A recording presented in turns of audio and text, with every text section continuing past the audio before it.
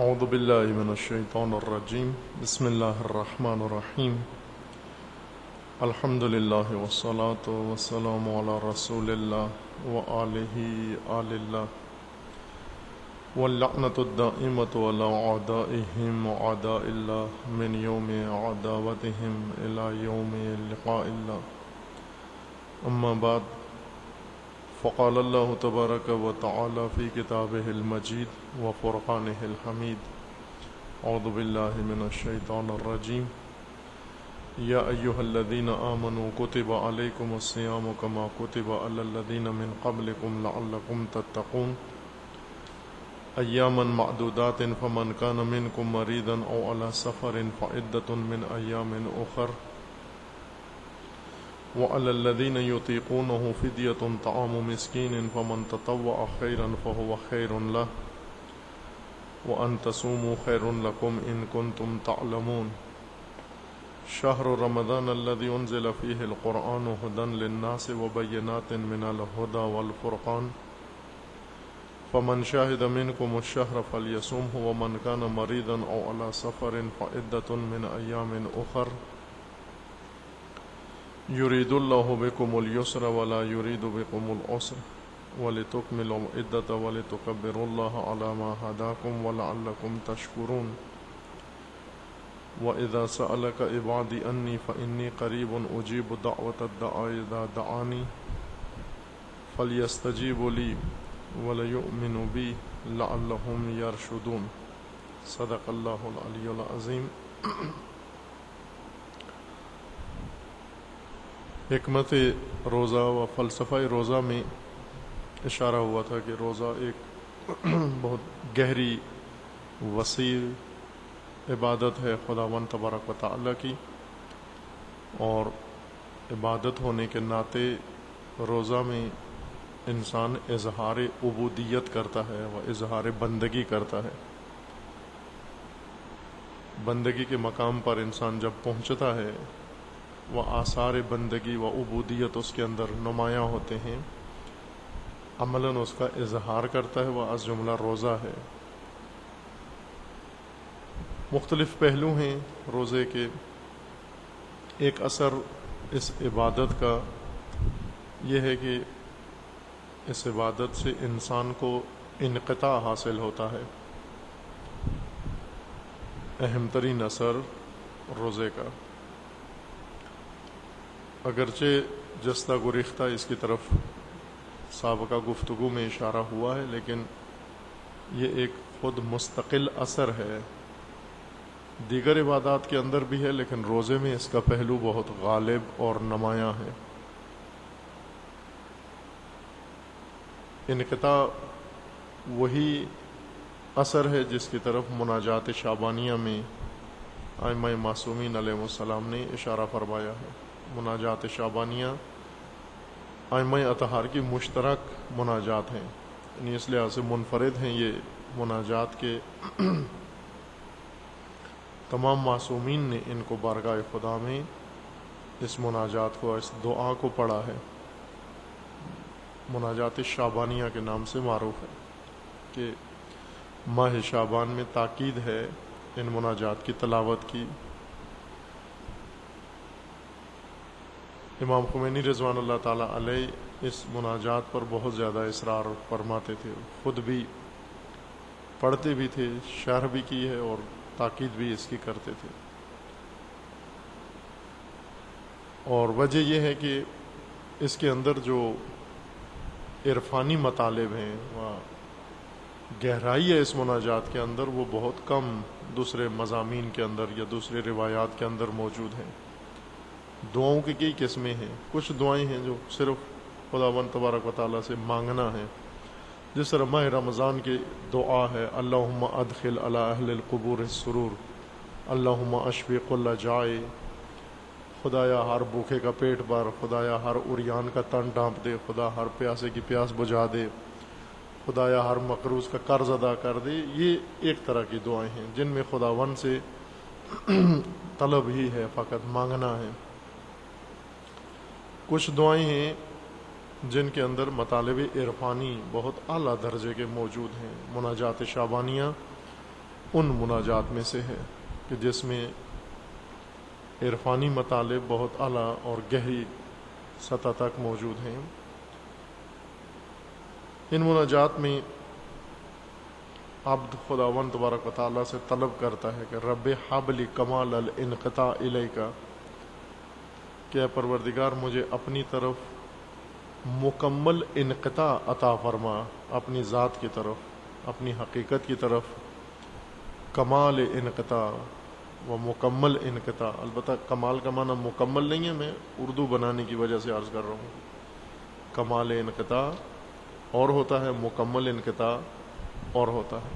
کمال انقطاع عطا فرما، یعنی نہایت درجہ انقطاع جو ممکن ہے مجھے اپنی ذات کی طرف عطا فرما۔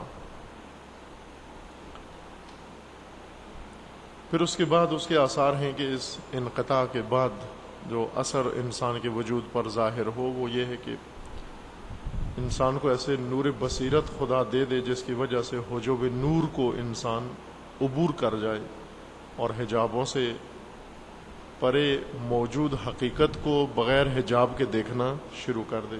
کمال انقطاع کا ایک اثر یہ ہے۔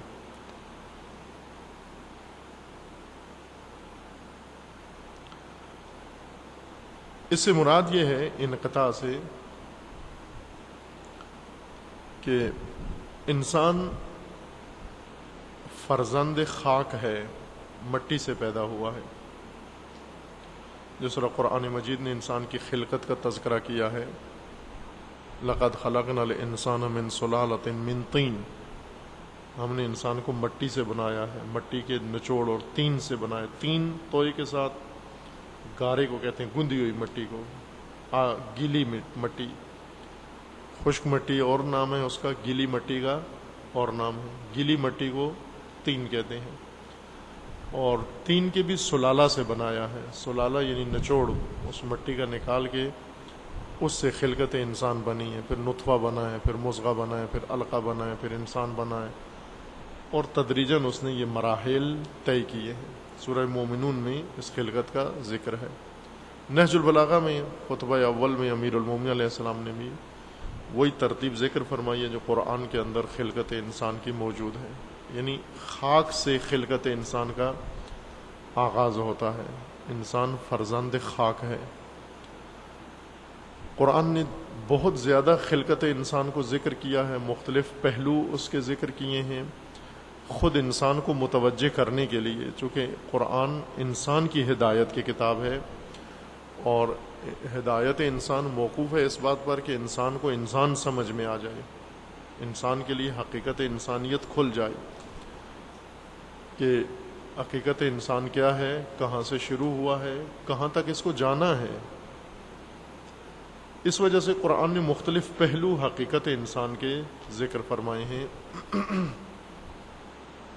تاکہ انسان مکمل طور اپنے آپ سے آگاہ ہو اور وہ سفر طے کر سکے جو اس کو کرنا ہے، اور ہدایت پا سکے جو ہدایت اس کے لیے مقرر کی گئی ہے۔ اس کا ایک حصہ یہ ہے کہ انسان کو اپنا آغاز و انجام معلوم ہونا چاہیے، اور اس دوران یہ اسے معلوم ہو کہ اسے کیسے بنایا ہے اللہ نے۔ منفرد خلقت ہے انسان کی، بہت منفرد، ہر چیز سے الگ تھلگ خدا نے انسان کو بنایا ہے۔ شروع کہیں سے کیا ہے اور پہنچتا کہیں اور ہے، کسی نقطے پر۔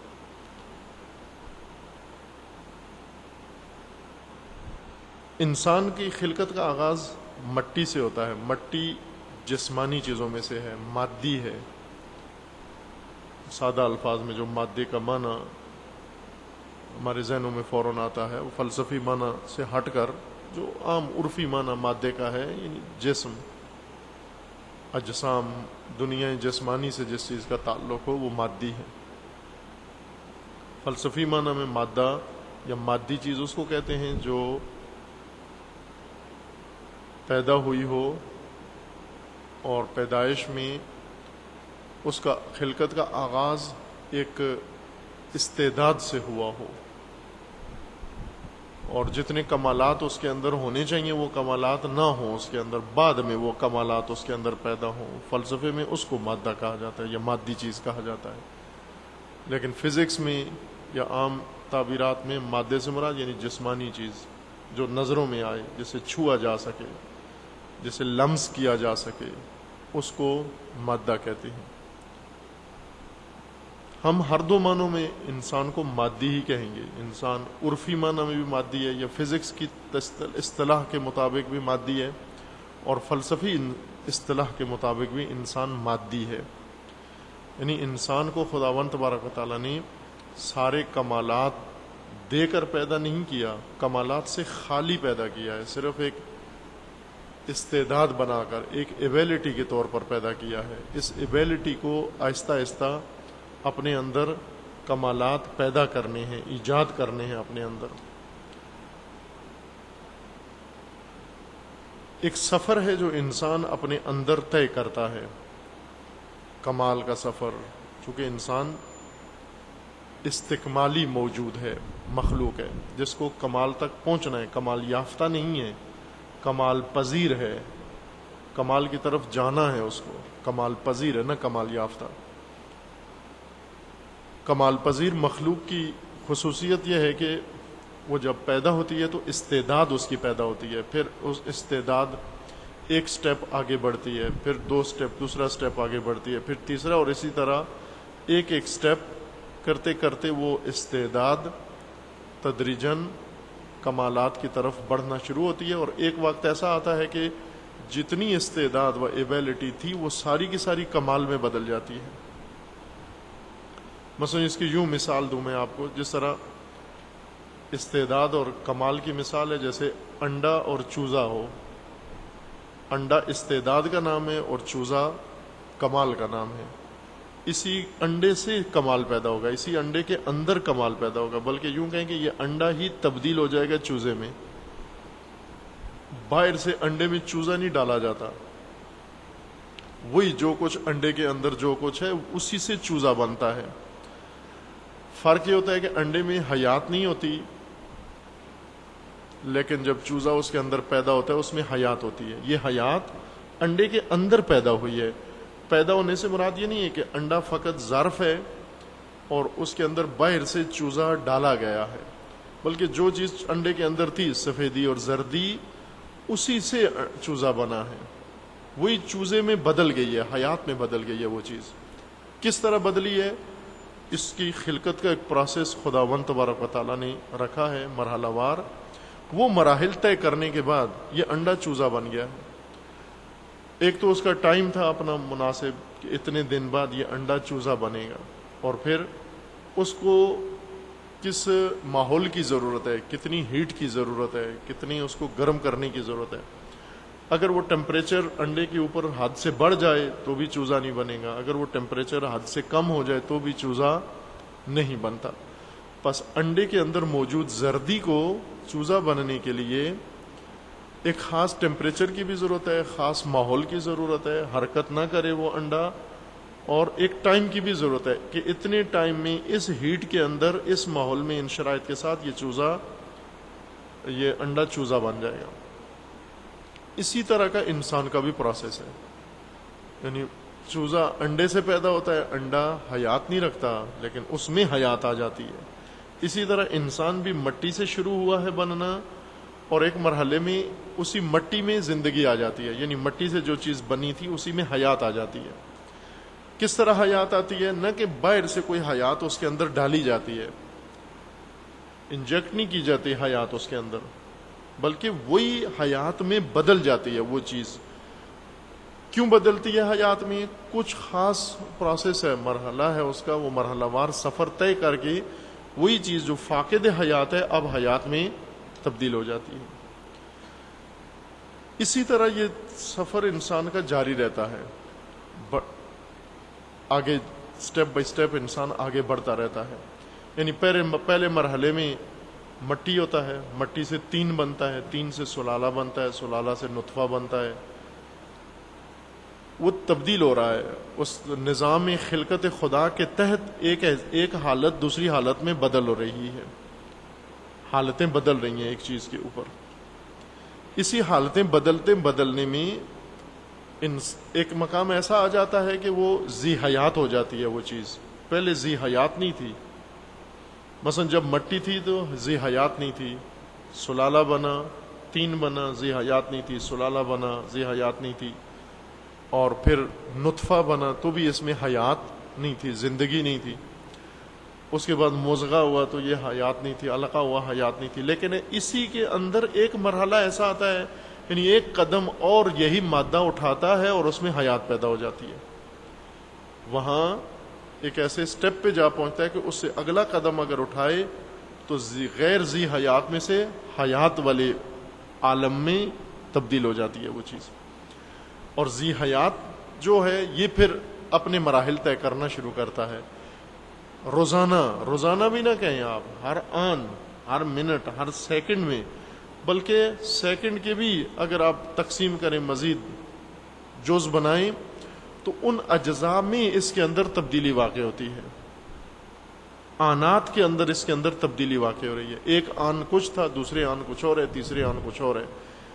آنن فآنن، آن بے آن بدل رہا ہے. یہ مادہ بدل رہا ہے، یعنی تبدیل ہو کے کمتر ناقص حالت سے کامل تر حالت میں جا رہا.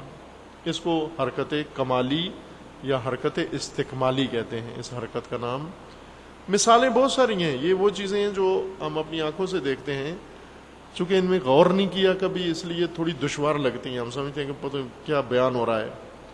سادہ چیزیں ہیں جو ہم روزمرہ دیکھتے ہیں اپنی آنکھوں سے. مثلا آپ گندم کا دانہ، کوئی بیج دیکھتے ہیں زمین میں، یہ بیج ہے، دانہ ہے ایک، یہ دانہ زمین کے اندر جاتا ہے. جب تک دانہ ہے غیر ذی حیات ہے، لیکن جب زمین کے اندر جاتا ہے ایک پروسیس میں پڑ جاتا ہے. اس پروسیس میں چند دن کے بعد اس میں تبدیلی آتی ہے، قدم بے قدم تبدیلی آتی جاتی ہے. تبدیلی آتے آتے اس کے اندر حیات آ جاتی ہے، لیکن نباتاتی حیات آتی ہے اس کے اندر. پھر نباتاتی حیات کے اندر بھی مرحلہ بے مرحلہ یہ چیز آگے بڑھتی رہتی ہے. آپ دیکھیں تو ایک پودے کے اوپر یا درخت کے اوپر ایک پھول لگتا ہے. یہ پھول جھڑ جاتا ہے اور پھول کے پیچھے ایک غنچہ سا بن جاتا ہے. وہی پھیلنا شروع ہو جاتا ہے اور آہستہ آہستہ پودا بن جاتا ہے. مثلا آپ سیب کے درخت میں غور کریں کہ کس طرح سے سیب کا پھل لگتا ہے. تو سب سے پہلے درخت سے پھول نکلتا ہے. پھول نکلتا ہے، وہ آہستہ آہستہ جہاں پھول نکلا تھا اس کے پیچھے جو جگہ ہے وہ موٹی ہونا شروع ہو جاتی ہے، غنچہ بننا شروع ہو جاتا ہے، اور آہستہ آہستہ وہ بڑھنا شروع ہوتا ہے. اور آگے سے جو پھول کی پتیاں وہ جھڑنا شروع ہو جاتی ہیں. پھول کی پتیاں جھڑتی ہیں، پیچھے سے اس کا سائز بڑھنا شروع ہو جاتا ہے اس حصے کا جہاں پھول لگا ہوا تھا. بڑھتے بڑھتے وہ سیب بننا شروع ہو جاتا ہے. پہلے چھوٹا سا، پھر بڑھتے بڑھتے ایک مکمل سیب ہوتا ہے. اس کا رنگ بھی بدلتا جاتا ہے، اس کا ذائقہ بھی بدلتا جاتا ہے، اس کی شکل بھی بدلتی جاتی ہے، ہر چیز اس کا روپ بدلتا جاتا ہے تدریجاً. کیوں؟ اس لیے کہ یہ خلقت کے پروسیس میں پڑا ہوا ہے، مرحلہ وار آنن فآنن بدل رہا ہے. کل کچھ تھا، آج کچھ ہو رہا ہے، پرسوں کچھ ہو رہا ہے، اگلے دن کچھ ہو رہا ہے، اگلے دن کچھ ہو رہا ہے. دن بدن اگر ہم دیکھیں تو ہمیں وہ بدلتا ہوا نظر آ رہا ہے. اگر اسی کو مائکروسکوپ کے نیچے جا کر دیکھیں تو آپ کو وہ تبدیلی واضح محسوس ہونا نظر آئے گی. غور کریں تو ہر چیز بدل رہی ہے ہمارے سامنے، ہر چیز بدل رہی ہے. یہ ہماری آنکھوں کی خطا ہے کہ ہمیں ہر چیز رکی ہوئی نظر آتی ہے، ٹھہری ہوئی نظر آتی ہے، جبکہ کوئی چیز ٹھہری ہوئی نہیں ہے. قرآن مجید کی یہ شہادت ہے، گواہی قرآن دیتا ہے کہ کوئی چیز ٹھہری ہوئی نہیں ہے. قرآن مجید کا فرمانا ہے کہ آپ پہاڑوں کو رکا ہوا سمجھتے ہو، در حالی کہ یہ چل رہے ہیں، پہاڑ حرکت میں ہیں.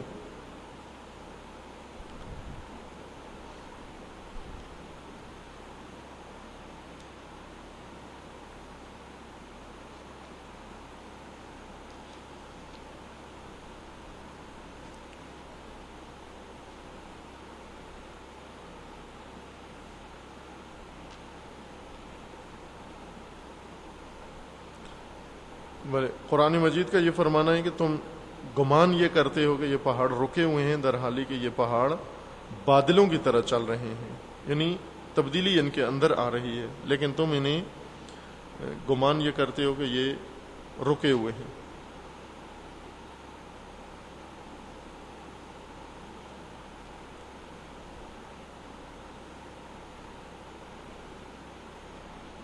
سورہ مبارکہ نمل میں آیا 88 میں ہے، وَتَرَى الْجِبَالَ تَحْسَبُهَا جَامِدَةً وَهِيَ تَمُرُّ مَرَّ السَّحَابِ۔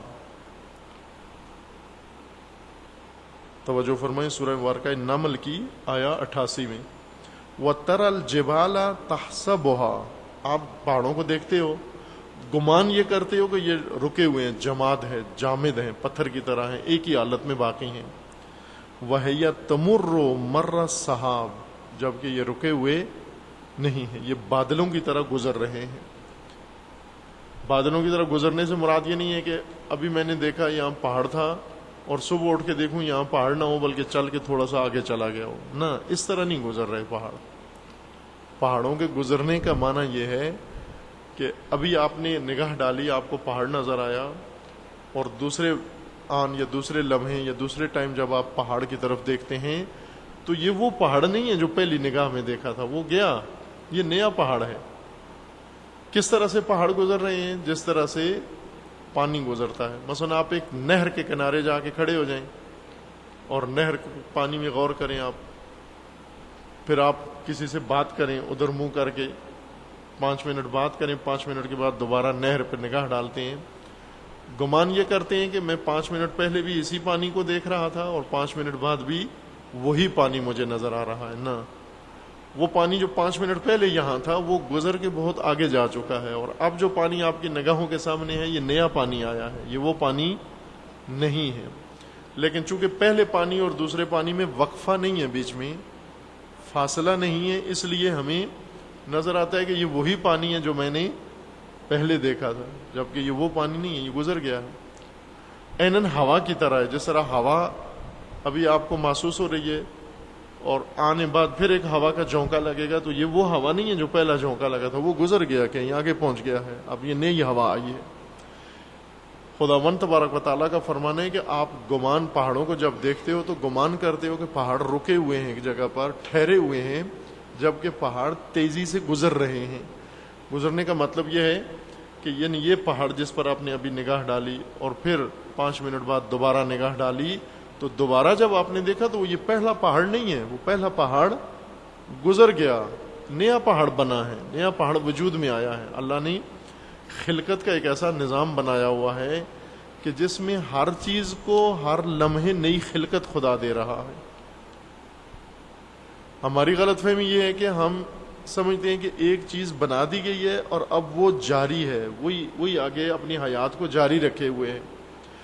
ایک دفعہ خدا نے خلق کر دیا اور پھر وہ خلقت لے کر ہم آگے بڑھ رہے ہیں، ایسے نہیں ہے، بلکہ اللہ تعالیٰ کا فرمان ہے کہ ہم ہر آن، ہر لحظے، ہر چیز کو نئی خلقت دے رہے ہیں، ہر لمحے نئی خلقت عطا کر رہے ہیں ہم، نہ کہ ایک دفعہ ہم ایک خالقیت دکھاتے ہیں، وہ پھر شے آگے بڑھتی رہتی، جس طرح کوزہ گر ایک دفعہ کوزہ بناتا ہے پھر وہ ہمیشہ کے لیے پڑا رہتا ہے، یا ایک دفعہ ہم گھر بناتے ہیں وہ گھر ہمیشہ کے لیے قائم رہتا ہے۔ اللہ نے کائنات اور موجودات ایسے نہیں بنائے، بلکہ اس طرح سے بنائے ہیں کہ ہر لمحے ان کو خلقت مل رہی ہے، نئی خلقت لے رہے ہیں۔ یہ سب کائنات کے اندر ہے، خصوصاً انسان، کہ انسان سلالہ طین سے بنتا ہے، نطفے سے بنتا ہے، یعنی اسی کی حالت بدلتی ہے اور ایک نئی حالت میں آ جاتا ہے، ایک نئے مرحلے میں وہ یہ نطفہ آ جاتا ہے۔ اسی طرح کرتے کرتے دھیرے دھیرے ایسے مقام پہ جا پہنچتا ہے جہاں اس میں حیات آ جاتی ہے، زندگی آ جاتی ہے، اور یہی مرحلہ طے کرتے کرتے ایک ایسے نقطے پہ جا پہنچتا ہے کہ جہاں اس میں روح آ جاتی ہے۔ سورہ مبارکہ مومنون میں قرآن مجید نے اس خلقت کا ذکر کیا ہے۔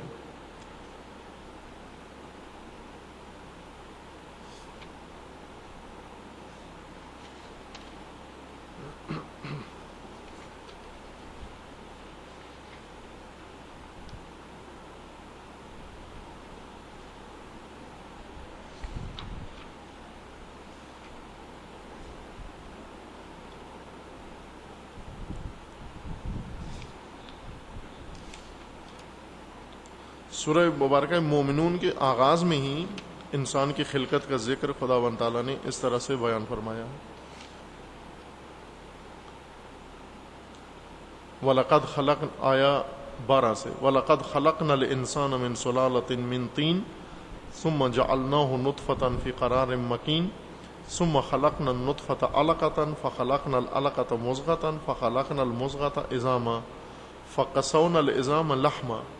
یہاں تک انسان کی خلقت کے جسمانی مرحلے ہیں، البتہ موٹے موٹے مرحلے ذکر کیے گئے جو ہمیں نظر آتے ہیں، ورنہ یوں نہیں کہ یہی مراحل انسان نے طے کیے ہیں. انسان نے لا متناہی و لا محدود مرحلے خلقت کے طے کیے ہیں، پھر یہاں تک پہنچا ہے. لیکن چونکہ ہمیں موٹے موٹے مرحلے نظر آتے ہیں، ہم ہمیشہ حرکت کو موٹے موٹے اسٹیشن سے تقسیم کرتے ہیں. مثلا گاڑی کراچی سے چلتی ہے پشاور تک، تو ہم کیا کہتے ہیں؟ کراچی سے چل کے حیدرآباد پہنچی ہے. کراچی اور حیدرآباد کے درمیان جہاں پہنچی ہے اس کا نام نہیں لیتے. حیدرآباد چونکہ موٹا اسٹیشن ہے، مین اسٹیشن ہے، لہذا اس کا نام لے لیتے ہیں. پھر کہتے ہیں حیدرآباد سے چل کے شکارپور پہنچی ہے. وہ حیدرآباد اور شکارپور کے درمیان کتنا فاصلہ ہے اس کو ہم شمار نہیں کر. پھر کہتے ہیں ابھی روڑی پہنچ گئی ہے، ابھی مثلا سما سٹا میں ہے، ابھی فلاں، یہ پورا روٹ ابھی لاہور میں پہنچی ہے، ابھی گجرات میں ہے، فلاں جگہ ہے. یہ موٹے اسٹیشن گننے کے ہم عادی ہیں، ہر مرحلے پر نہیں گنتے. جبکہ ٹرین نے پورا سفر طے کیا ہے، ایک قدم چلی ہے تو وہ بھی ایک اسٹیشن ہے، دوسرا قدم چلی ہے تو وہ بھی ایک اسٹیشن ہے، تیسرا قدم چلی ہے تو وہ بھی ایک اسٹیشن ہے، لیکن وہ چھوٹے ہیں. اسی طرح قرآن مجید نے انسان کی خلقت کے موٹے موٹے مرحلے ذکر کیے ہیں. کون سے؟ مٹی، طین، سلالہ، نطفہ، علقہ، مضغہ اور لحم، گوشت کا مرحلہ اور ہڈیاں. یہ موٹے موٹے مرحلے قرآن نے ذکر کیے ہیں، ورنہ اس کے دوران بے شمار مرحلے ہیں جو انسان نے طے کیے ہیں. انہی مراحل میں سے ایک مرحلہ قرآن نے یہ ذکر کیا ہے، یعنی جب ہم اس کی ہڈیوں پر گوشت چڑھا دیتے ہیں، فَقَسَوْنَا الْعِظَامَ لَحْمًا. انسان کی خلقت کا ایک ایسا مرحلہ آتا ہے جس میں اس کی ہڈیوں کو گوشت میں لپیٹ دیتے ہیں ہم. ثم انشأناہ خلقا آخر، پھر ہم انسان کو ایک نئی خلقت دیتے ہیں. ثم انشأناہ خلقا آخر، ہم ایک اور خلقت اسی کو دیتے ہیں. یہی جو بدل بدل کے یہاں تک پہنچا ہے، اسی کو ایک نئی خلقت دیتے ہیں ہم، نہ کہ باہر سے اس کے اندر کوئی چیز ڈالتے ہیں. جس طرح انڈے سے چوزا پیدا ہوتا ہے تو باہر سے چوزا اس کے اندر ڈالا نہیں جاتا، وہی جو موجود ہے اسی کو چوزا بنایا جاتا ہے، وہی تبدیل ہو جاتا ہے چوزے میں، ذی حیات میں، یعنی غیر ذی حیات میں بدل جاتا ہے. لیکن انسان کی خلقت میں انسان ایک مرحلہ خلقت کا یا کئی مراحل خلقت کے بغیر حیات کے طے کرتا ہے. جب مٹی ہوتا ہے، تراب ہوتا ہے، نطفہ ہوتا ہے، یہ بغیر حیات کے مراحل ہیں. پھر ایک مرحلے میں اس میں حیات آ جاتی ہے. اس حیات کے مرحلے کے بعد بھی کئی مراحل ہیں جو انسان طے کرتا ہے، اور ایک مرحلہ ایسا آتا ہے جس میں خداوند نے فرمایا کہ اب ہم نے اس کو نئی خلقت عطا کی ہے. یا جیسے قرآن نے یہ بھی تعبیر کیا کہ فَنَفَخْنَا فِيهِ مِن رُوحِي، ہم نے اپنی روح اس میں ڈال دی ہے، نفخ کی ہے اس کی روح. عام طور پر روح آنے کا مطلب یہ سمجھا جاتا ہے کہ انسان کا بدن الگ سے بناتا ہے ماں کے پیٹ میں، پھر اس کے بعد فرشتہ آتا ہے اور اس کے اندر آ کر روح ڈال دیتا ہے. کس طرح ایک جادوگر کی طرح اگر اس کو فلمایا جائے اس عمل کو کہ کس طرح انسان میں روح پیدا ہوتی ہے، تو یوں ذہن میں تجسم کریں گے. یا کوئی شاعر اگر اس کو بیان کرنا چاہے تخیل کے ساتھ تو وہ یوں بیان کرے گا کہ پہلے پتلا بنتا ہے انسان کا، پھر اس پتلے کے بعد ایک فرشتہ آتا ہے اور وہ آ کر روح اس کی مٹھی میں ہوتی ہے، اور وہ منہ کے ذریعے یا سینے کے ذریعے یا کسی ذریعے سے اس کے اندر داخل کر دیتا ہے، اور وہ روح اس کے اندر جا کر اس کو زندہ کر دیتی ہے، کھڑا ہو جاتا ہے اٹھ کر. جس طرح ایک انسان مر جاتا ہے، روح نکلتی ہے اس سے. روح نکلنے کا معنی ہم یہی سمجھتے ہیں کہ ناک سے نکلتی ہے یا منہ سے نکل جاتی ہے روح، یعنی جسم کے اندر کوئی چیز ہے اور وہ چیز جسم کے ذریعے سے یا منہ کے ذریعے، ناک کے ذریعے سے باہر منتقل ہو جاتی ہے. یہ روح کے بارے میں تصور ہے. یہ روح نہیں ہے، یہ حیات ہے. حیات بدن کے اندر ہوتی ہے اور باہر بھی نکل جاتی ہے سانس کے ذریعے. جس طرح جانور مر جاتا ہے، انسان بھی مر جاتا ہے، یہ حیات ہے. روح الگ چیز ہے، حیات الگ چیز ہے. انسان ذی حیات بھی ہے و ذی روح بھی ہے. یہ جو قرآن نے فرمایا کہ ثم انشأناہ خلقا آخر، یہ حیات کا مرحلہ نہیں ہے، کیونکہ حیات پہلے ہی آ چکی ہے۔ جب ہڈیوں کے اوپر گوشت چڑھایا گیا یا جب علقہ بنایا گیا تو اسی وقت حیات آ گئی تھی اس کے اندر۔ حیات، یہ ذی حیات چیز جاری رہی، آگے بنتی رہی، ایک ایسے مرحلے پہ جا کر پہنچی کہ پھر ہم نے اس کے اندر روح ڈال دی۔ روح ڈال دینے کا مطلب بھی ہم یہ سمجھتے ہیں کہ روح آسمانوں میں ہوتی ہے، بدن ماں کے پیٹ میں بنتا ہے، جس طرح ہارڈ ویئر کہیں بنتا ہے، سافٹ ویئر کسی اور کمپنی میں بنتا ہے، پھر اس سافٹ ویئر کو ہارڈ ویئر میں انسٹال کر دیتے ہیں۔ تو ہم سمجھتے ہیں روح بھی اس طرح جاتی ہے انسان کے بدن میں، جس طرح کرتے ہیں نا گھر میں کوئی چیز لا کے کسی چیز میں ڈال دی، اسی طرح کہتے ہیں کہ انسان کے اندر روح بھی ڈالی گئی ہے۔ نہ، روح آنے کا تصور یہ ہے کہ خود یہی بدن، خود یہی علقہ، یہی مضغہ، یہی جسم جو بدلتے بدلتے، بنتے بنتے، ترقی کرتے کرتے یہاں تک پہنچا ہے، یہی روح بن جاتا ہے۔ یہی مادی چیز، یہی جسمانی چیز، یہ غیر جسمانی حالت میں بدل جاتی ہے۔ خلقت انسان میں فقط یوں ہوتا ہے، باقی چیزوں میں نہیں ہوتا۔ خلقت انسان جسمانی مراحل جب اپنے پورے طے کر لیتی ہے اور اس مرحلے کے آخر میں جب پہنچتی ہے تو یہاں سے وہ روح بن جاتی ہے، یعنی غیر جسمانی ہو جاتی ہے حقیقت انسان۔ اسی جسم کے ساتھ ساتھ، نہ جسم کے اندر، جسم کے اندر نہیں ہوتی روح، روح انسانی کی بات ہو رہی ہے۔ نفس، نفس جسم کے اندر نہیں ہے، باہر بھی نہیں ہے۔ وہ پھر سوچتے ہوں گے کہ اندر بھی نہیں ہے، باہر بھی نہیں ہے، پھر کہاں ہے؟ عموماً یہ سوال ذہن میں اٹھتا ہے نا کہ روح ہمارے جسم میں بھی نہیں ہے، نفس ہمارے اندر بھی نہیں ہے، نفس باہر بھی نہیں ہے، پھر کہاں ہے؟ مگر یہ ہو سکتا ہے کہ ایک چیز اندر بھی نہ ہو اور باہر بھی نہ ہو۔ ہم یا کمرے میں ہیں یا کمرے سے باہر ہیں، دو حالتوں سے خالی نہیں ہے۔ لیکن آپ کہہ رہے ہو کہ ایک بندہ ایسا ہے جو کمرے میں بھی نہیں ہے، کمرے سے باہر بھی نہیں ہے۔ یہ تو نقیضین ہیں، دونوں آپس میں ضدین ہیں، جمع کر دیا آپ نے۔ روح کمرے میں ہونا یا نہ ہونا، یا مکان کے اندر ہونا یا باہر ہونا، اندر و باہر ہونا مادی چیزوں کی صفت ہے، جسمانیات کی خصوصیت ہے۔ اجسام ایسے ہی ہوتے ہیں، یا اندر ہوں گے یا باہر ہوں گے اجسام۔ لیکن جو چیز جسم نہیں ہے اس کے بارے میں یہ کہنا غلط ہے کہ وہ اندر ہے یا باہر ہے، جسم کے اندر ہے یا جسم سے باہر ہے۔ روح جسم نہیں ہے، بہت ساری چیزیں غیر جسمانی ہیں جو ابھی آپ کے پاس، مثلا معلومات، آپ کی معلومات، یہ جسم کے اندر ہیں یا جسم سے باہر ہیں؟ ابھی معلومات ہے نا، سب کو تھوڑی تھوڑی معلومات ہے، ہر چیز کی ہیں۔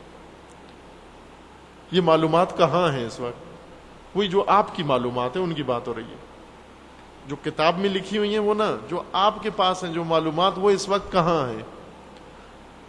عموماً یہ سمجھتے ہیں کھوپڑی میں ہے، نہ، کھوپڑی چیک کروا لیں جا کر، اس میں نہیں، بالکل نہیں، خالی ہے کھوپڑی۔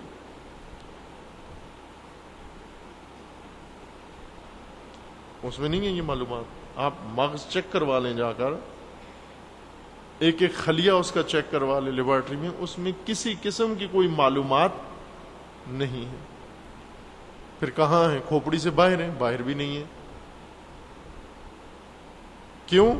اس لیے کہ معلومات جسمانی چیز نہیں ہے تاکہ ہم یہ کہیں گے یہ کھوپڑی کے اندر ہیں یا کھوپڑی سے باہر ہیں۔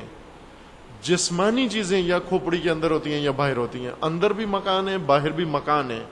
مکان اجسام کا ہوتا ہے، غیر جسمانی چیزوں کا مکان نہیں ہوتا، لہذا ان کے بارے میں مکان پوچھا بھی نہیں جاتا۔ ہم یہ پوچھتے ہیں کہ اندر ہے یا باہر، یہ دونوں مکان کے بارے میں سوال ہے، اور جس کا کوئی مکان ہی نہیں ہے اس کے بارے میں یہ کہنا ہی غلط ہے کہ وہ کہاں ہے اس وقت۔ امام صادق علیہ السلام سے ایک شخص نے آ کر پوچھا کہ این اللہ، خدا کہاں ہے؟ امام علیہ السلام نے فرمایا کہ یہ سوال غلط ہے آپ کا، یہ پوچھنا ہی غلط ہے کہ خدا کہاں ہے۔ عموماً یہ سمجھتے خدا اوپر ہے، اوپر والا کہتے ہیں۔ امیر المومنین فرماتے ہیں یہی شرک ہے، یہی جو تم کہتے ہو اوپر والا، یہ شرک ہے۔ یہ چونکہ آپ نے جہت دے دی اللہ کو، مکان دے دیا، خدا مکان نہیں ہے، نیچے والا بھی نہیں کہیں آپ، نہ اوپر ہے نہ نیچے ہے، خدا کا کوئی مکان نہیں ہے، اوپر اور نیچے جہتیں ہیں، خدا کی کوئی جہت نہیں ہے۔ اینما تولوا فثم وجہ اللہ، جدھر بھی رخ کرو ادھر خدا ہے۔ لہذا یہ سوال غلط ہے کہ روح اندر ہے جسم کے یا باہر ہے، نہ اندر ہے نہ باہر ہے، کیونکہ جسم نہیں ہے۔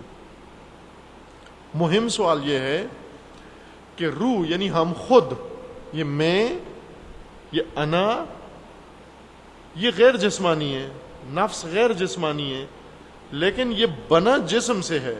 جسم سے بنے کا مطلب یہ نہیں کہ جسم مٹیریل کے طور پر اس میں استعمال ہوا ہے، نہ، جسم میں تبدیلی آئی ہے، جسم تبدیل ہو کر، متغیر ہو کر، متحول ہو کر، منقلب ہو کر روح میں تبدیل ہو گیا ہے، یعنی غیر جسمانی چیز، جسمانی چیز غیر جسمانی حالت میں بدل گئی ہے۔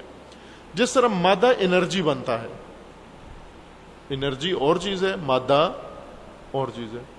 مثلا بہت ساری چیزیں ہم جلاتے ہیں، لکڑی آپ جلاتے ہیں، یہ انرجی بن جاتی ہے، اب لکڑی نہیں ہے، انرجی ہے۔ انرجی الگ چیز ہے، مادہ الگ چیز ہے، دونوں دنیا ہی الگ الگ ہیں، لیکن یہ انرجی بنتی کس سے ہے، کس سے پیدا ہوتی ہے؟ مادے سے۔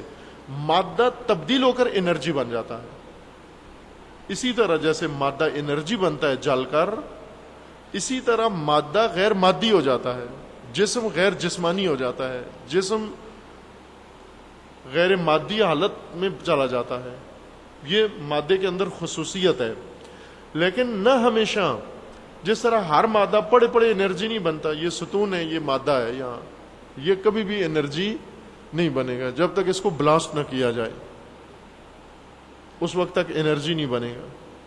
لکڑی ہے پڑی ہوئی ہے، انرجی نہیں بنے گی، پاؤڈر بن جائے گی، خاک بن جائے گی، انرجی نہیں بنے گی۔ کب انرجی بنے گی؟ جب اس کو جلائیں گے آپ، یہ انرجی بن جائے گی۔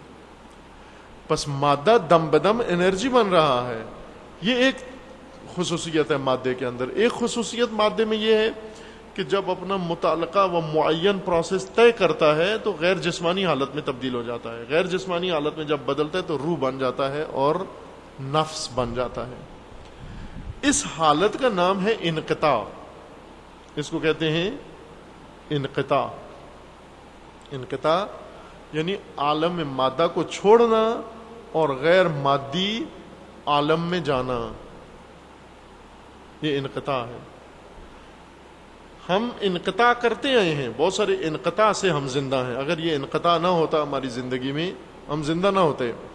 مثلا پہلے ہم عالم تراب میں تھے، مٹی تھے، مٹی سے جدا ہوئے، منقطع ہوئے تو سلالہ بن گئے، سلالہ کے عالم سے منقطع ہوئے تو نطفہ بن گئے، نطفہ کے عالم سے منقطع ہوئے تو علقہ بن گئے، علقہ سے منقطع ہوئے تو مضغہ بن گئے۔ اسی طرح جسمانی مراحل میں سے طے کرتے کرتے ایک حالت ایسی آئی جہاں پر ہم روح بن گئے۔ یہ ایک اور البتہ وہ انقطاع مکان کے لحاظ سے ہے کہ مثلا پہلے ماں کے پیٹ میں تھے، ماں کے پیٹ سے منتقل ہوئے اس عالم میں آ گئے، تو یہ انقطاع ہمیں حاصل ہوا، یعنی ہمارا رابطہ کٹ گیا اس عالم سے اور اس نئے عالم سے برقرار ہو گیا ہے۔ اسی کو انقطاع کہتے ہیں کہ ایک دنیا سے انسان کا رابطہ کٹ جائے اور دوسری دنیا سے جڑ جائے انسان کا رابطہ۔ انسان منقطع ہوتا ہے، اگر انقطاع نہ آئے تو ماں کے پیٹ سے اس عالم میں نہیں آتا۔ اب جب اس عالم میں ہم آخرت میں جائیں گے، برزخ میں جائیں گے، تو بھی انقطاع ہوگا، یعنی اس عالم سے ہمارا رابطہ کاٹا جائے گا اور ہمیں اگلے جہان میں منتقل کیا جائے گا۔ اس کو، یہ بھی انقطاع کا ایک نمونہ ہے۔ لیکن روزہ جس انقطاع کا باعث ہے، جو انقطاع روزے سے حاصل ہوتا ہے، وہ کون سا انقطاع ہے؟ وہ وہی ہے جس کا مناجات شعبانیہ میں تذکرہ ہے۔ اول یہ کہ روزہ ایک شعوری و ارادی انقطاع ہے، ایک انقطاع ایسا ہے جو غیر ارادی طور پر حاصل ہو رہا ہے۔ مثلا ہم مٹی تھے، مٹی سے نطفہ بنے، اس میں ہمارا ارادہ شامل نہیں تھا۔ پھر نطفہ سے علقہ بنے، ہمارا ارادہ شامل نہیں تھا، ہمیں بنایا جا رہا تھا، یعنی کوئی تبدیل کر رہا تھا، ہم تبدیل ہو نہیں رہے تھے۔ کرتے کرتے ہم روح بن گئے، یہاں تک ہمارا ارادہ شامل نہیں تھا۔ جب مادہ روح میں تبدیل ہو گیا، مادہ ہی بدل کر روح بن گیا، یہاں تک ہمارا کوئی عمل دخل نہیں تھا، لیکن جو ہی روح بنی اس کے بعد ہمارے ارادے کا بھی عمل دخل ہے اب، یعنی اب جو تبدیلی آئے گی، جو تحول آئے گا، اس میں آپ کا ارادہ و اختیار بھی شامل ہو چکا ہے، چونکہ اب آپ کو ارادہ و اختیار دیا گیا ہے۔ پہلے غیر ذی ارادہ انسان تھے، وہ موجود و مخلوق، اب آپ ایک صاحب ارادہ مخلوق ہیں۔ چونکہ صاحب ارادہ مخلوق ہیں، پس آپ کے ارادے کا ہر چیز میں دخل ہوگا جو بھی آپ سے متعلق ہے۔ اس انقطاع میں جو ابھی پیش آئے گا، اس انقطاع میں آپ کے ارادے کا بھی دخل ہے۔ یہ انقطاع کون سا ہے عزیزان؟ ہم روح بن جانے کے بعد مادہ ہوتے ہیں، جسم ہوتے ہیں، جسم سے تبدیل ہو کر روح بن جاتے ہیں، لیکن روح بن جانے کے بعد نئے رشتے عالم مادہ کے ساتھ برقرار کرتے ہیں، نئے تعلقات عالم مادہ کے ساتھ جوڑتے ہیں ہم۔ جس عالم سے تکویناً خدا نے منتقل کر دیا، عالم مادہ سے ہمیں روح بنا دیا، روح بننے کے بعد اب اپنے مسانخ رشتے ہمیں قائم کرنے چاہیے۔ اپنے مسانخ رشتے یعنی اپنے مناسب رشتے، جیسے ہم ہیں ایسا ہمارا تعلق بھی ہونا چاہیے تھا۔ جس طرح نکاح میں ہوتا ہے نا، کف ہونا ضروری ہے، کف یعنی مناسب، دونوں لڑکی لڑکا ایک دوسرے کے مناسب ہوں۔ یہ نہ ہو کہ لڑکی بہت باشعور ہو، لڑکا بے وقوف ہو، یہ کف نہیں ہے ایک دوسرے کے۔ ہم عموماً کف ذاتوں میں جا کر ڈھونڈتے ہیں، کوئی یہ ذات ہیں، وہ کچھ وہ ذات ہیں۔ چودھری سمجھتا ہے میرا ہم کف کوئی بھی نہیں ہے، سید یہ سمجھتا ہے میرا ہم کف کوئی بھی نہیں ہے۔ نسب میں کف نہیں ہے، کف انسان کی صلاحیتوں میں اور کوالٹیز میں کف ہوتا ہے، منی شعور میں، رشد میں، نشو و نما میں۔ ایک بہت با شخصیت ہے، ایک بالکل بے شخصیت ہے، یہ کف نہیں ہے آپس میں۔ کف کف سے، یہ ترازو کے دو پلڑے جو ہوتے ہیں ان کو کفہ کہتے ہیں، کفہ یعنی برابر، ایک جیسے، کفہ ترازو یعنی ایک جیسے دو پلڑے، کف یعنی ایک جیسے، دونوں ایک جیسے، ایک ہی حقیقت سے دونوں ہوں، یہ کف ہیں ایک دوسرے کے۔ مثلا لڑکا بہت باشعور ہو، لڑکی بے وقوف ہو، یہ کف نہیں ہے ایک دوسرے کے، مناسب نہیں ہے ایک دوسرے کے۔ اس لیے رشتوں کے اندر یہ ضروری ہوتا ہے کہ کف ڈھونڈو اپنا۔ ہم عموماً جا کر کہتے ہیں جی ہم تو ملک برادری سے ہیں، کف کا مطلب یہ کہ لڑکی بھی اسی برادری سے ہو۔ ہم چودھری ہیں، لڑکی بھی چودھری خاندان سے ہو۔ ہم فرض کر لیں کہ بھٹی ہیں، لڑکی بھی بھٹی سے ہو، خاندان سے ہو۔ ہم سید ہیں، لڑکی بھی سید ہو۔ ہم یہاں جا کف ڈھونڈتے ہیں، اور پھر یہ رنگت ایک جیسی ہو، رنگت میں برابر ہونی چاہیے نا۔ کف کا مطلب یہ ہے کہ کوالٹیز میں، ویلیوز میں، شخصیت میں، انسانیت میں دونوں کف ہونے چاہیے ایک دوسرے کے۔ اگر ایک باشخصیت ہے دوسرا بھی باشخصیت ہو، تاکہ مناسب ہو۔ یہ ہمیشہ جیسا انسان ہے ویسے ہی اس کے تعلقات ہونے چاہیے، لیکن بعض اوقات ہم دیکھیں گے ناروا تعلقات قائم ہو جاتے ہیں۔ مثلا ایسے لوگوں کے ساتھ رشتہ یا جہاں تعلق قائم ہوتا ہے جو اس کا کف نہیں ہے، اس کے شایہ نشان نہیں ہے۔ مثلا ایک باشخصیت انسان کسی بے شخصیت سے دوست بن جاتا ہے، ایک سچا کسی جھوٹے کا دوست بن جاتا ہے، ایک مومن کسی فاسق و فاجر کا دوست بن جاتا ہے۔ یہ ہمارے کاموں کے اندر ہے۔ یہی طریقہ ہے کہ ہم جب عالم جسم میں تھے تو جسمانی تعلقات ٹھیک تھے ہمارے، اس وقت صحیح تھا، کھانا پینا بھی جسمانی ہمارا تھا، اور ہر چیز جسمانی تھی ہماری۔ لیکن جس وقت ہم جسم سے نکل کر غیر جسمانی عالم میں پہنچے اور قدم رکھا، اب ہمارے تعلقات اسی کے مناسب ہونی چاہیے۔ حوزے علمیہ قم میں ایک طالب علم تھے پاکستانی، ان کے تعلقات جتنے تھے وہ حرم میں جو جوتے لے کر رکھتے ہیں، ادھر جوتوں کا جو ہوتا ہے بندہ ایک کھڑا ہوا، وہ ان کے دوست تھے۔ اور اسی طرح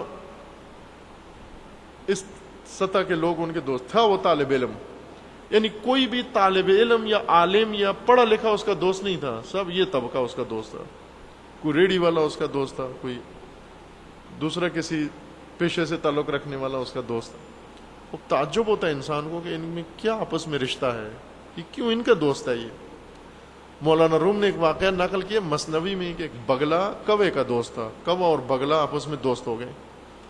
کوا کالا ہوتا ہے، بگلا سفید ہوتا ہے۔ کوے کا عادتیں اور ہیں، بگلے کی عادتیں اور ہیں۔ ایک پانی کا جانور ہے، دوسرا خشکی کا جانور ہے۔ ایک چور ہے، دوسرا اپنی محنت کرتا ہے۔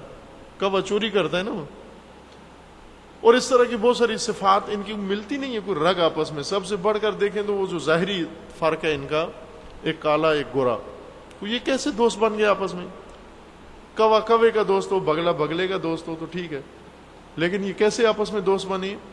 مولانا روم اسی کو مثال قرار دے کے کہتے ہیں کہ ایک حکیم دانا آدمی کے لیے یہ سوال بن گیا کہ یہ کوا اور بگلا آپس میں دوست کیسے بنے۔ انہوں نے ان کا جائزہ لینا شروع کیا کہ میں دیکھوں کہ یہ کیوں، آخر ان کا کوئی آپس میں ملاپ نہیں ہے، کوئی جوڑ نہیں بنتا۔ اس حکیم دانا انسان نے ان کو جائزہ لیا، نظر میں رکھا، آخر میں بات واضح ہو گئی، کشف ہو گئی۔ وہ یہ تھی کہ دونوں کی ایک ایک ٹانگ ٹوٹی ہوئی تھی، لنگڑے تھے دونوں، بگلا بھی لنگڑا تھا، کوا بھی لنگڑاتا تھا، لہذا یہ ایک خصوصیت مشترک تھی ان کے اندر، مناسب ہو گئے، ایک دوسرے کے کف بن گئے، دوست بن گئے۔ دوستیاں بھی ایسی ہیں، مناسب دوستیاں ہونی چاہیے۔ انسان کو اپنے ہم سنخ دوست بنانا چاہیے، ہم مزاج دوست بنانا چاہیے، ہم فکر دوست بنانا چاہیے۔ بعض اوقات مومنین اپنے دوست متعارف کرواتے ہیں، یہ میرا دوست ہے، یہ دن کو شراب نہیں پیتا، رات کو بس تھوڑی سی پیتا ہے میرا دوست ہے۔ یہ کیسے مومن کا دوست ہو گیا؟ یہ بھی میرا دوست ہے لیکن یہ بس سچ نہیں بولتا، اس میں بس تھوڑی سی ایک کمزوری ہے کہ یہ کبھی بھی سچ نہیں بولتا۔ آپ کا کیسے دوست بن گیا؟ یہ ضرور کوئی رگ ملتی ہے، کوئی چیز لنگڑاتی ہے دونوں کی، جس وجہ سے دونوں ایک دوسرے کے دوست بن گئے۔ ہمیشہ تعلقات مناسبت کے ساتھ برقرار ہونے چاہیے، لیکن انسان غیر مناسب تعلقات قائم کر لیتا ہے، جیسے مثالیں دی ہیں۔ ان غیر مناسب تعلقات میں سے ایک رابطہ و تعلق یہ ہے کہ انسان روح بننے کے بعد پھر بھی مادے سے رابطہ قائم رکھتا ہے، اپنا مادی دنیا سے اپنے گہرے تعلقات قائم کر لیتا ہے، جسمانی عالم سے وابستہ تر ہوتا جاتا ہے، شدید وابستہ ہوتا جاتا ہے، بھائی کہ اب روح بن چکا ہے۔ جس طرح دیکھیں خواتین کو بھی بیٹے پسند ہوتے ہیں، خود عورت ہے لیکن اولاد جب مانگتی ہے اللہ سے کہتی ہے بیٹا دو۔ آپ کو کیوں بیٹا پسند ہے؟ آپ کو تو بیٹی پسند ہونی چاہیے جو آپ کی مناسب ہے، آپ کی صنف سے ہے، آپ کی سنخ سے ہے، لیکن نہ، عورت مرد دونوں کہتے ہیں بیٹا ہونا چاہیے۔ وہ یہ ہم مسانخ مطالبہ نہیں ہے، واقعاً ایک تعجب والی بات یہ ہے کہ عورتوں کو بیٹے پسند ہیں جو وجود میں یا ظاہر میں جسمانی طور پر ان سے مشابہت نہیں رکھتے، پسند وہی ہیں، پھر بھی کہتی ہیں بیٹا ہونا چاہیے۔ عورت کو کم از کم بیٹی پسند ہونی چاہیے۔ ہم روح بن کر پھر بھی کہتے ہیں کہ مادہ ہونا چاہیے، مادے کے ساتھ گہرے تعلقات ہونے چاہیے، مادی جہان سے ہمارا رشتہ بہت استوار ہونا چاہیے، راسخ ہونا چاہیے۔ اب تو آپ روح بن چکے ہو، اب تو آپ تبدیل ہو چکے ہو، انقلاب آیا ہے آپ کے اندر، تحول آیا ہے آپ کے اندر، اگلا مرحلہ طے کر لیا ہے آپ نے۔ روح بننے کے بعد اب کیوں ہاں ہو مادے اور جسمانیات کے؟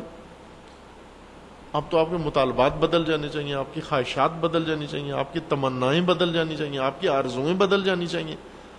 اب تو آپ کا جہان کچھ اور ہونا چاہیے، آپ کا رخ کسی اور جہان کی طرف ہونا چاہیے، آپ کے ہر چیز، شوق، حب و عشق آپ کا کچھ اور ہونا چاہیے۔ لیکن ہم آ کر یہاں اسی عالم کے ساتھ ناتا جوڑ لیتے ہیں، اپنا ناف اپنی دوبارہ اس عالم سے باندھ لیتے ہیں۔ جس طرح بچہ پیدا ہوتا ہے نا، اس کی ناف ماں سے جڑی ہوتی ہے، وہ کاٹی جاتی ہے، وہ ماں سے کاٹ کے کسی اور ساتھ، کسی چیز کے ساتھ جوڑ لیتا ہے ناف اپنی، ایک جگہ سے کاٹی دوسری جگہ جوڑ لیتا ہے۔ پہلے ایک ناف تھی، اب ہزاروں نافیں اس نے باندھی ہوئی ہیں، ہر چیز کے ساتھ ایک ناف جڑی ہوئی ہے اس کی۔ جب تک وابستہ ہے انسان، یہ نافیں جڑی ہوئی ہیں اس عالم مادہ کے ساتھ، انسان عروج نہیں کر سکتا روح ہونے کے باوجود۔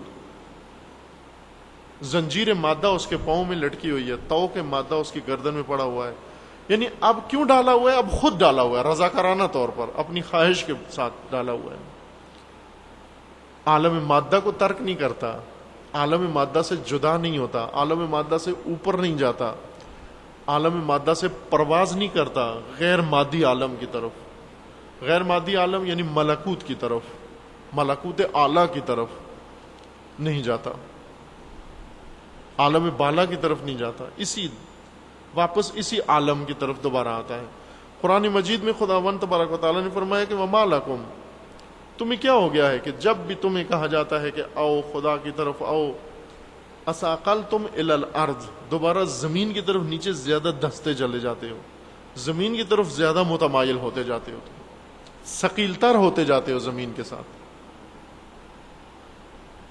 تعجب نہیں ہے کہ اگر ایک چیز پتھر ہے، فرض کریں کہ ایک غبارہ ہے آپ کے پاس، اس کے اندر پانی پڑا ہوا ہے اور جو غبارہ زمین پہ پڑا ہوا ہے، ٹھیک ہے، اسے یوں ہی ہونا چاہیے چونکہ اس کے اندر پانی بھرا ہوا ہے، اور اگر آپ غبارے کے اندر ہوا بھر دیں، ہائیڈروجن، ہوا بھی ہائیڈروجن بھریں اس کے اندر، اور پھر بھی یہ زمین پر ہی پڑا ہوا ہو،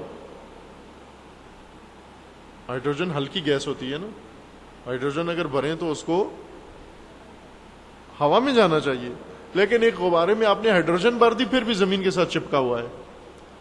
انسان تعجب کر کے ڈھونڈتا ہے کہیں اس کو کہیں سریش تو نہیں لگی ہوئی، کہیں گم سے چپکا تو نہیں کیا گیا، کہیں اس کو باندھا تو نہیں ہوا کسی نے، نیچے ٹیپ تو نہیں لگائی ہوئی ہے اس کو کسی نے۔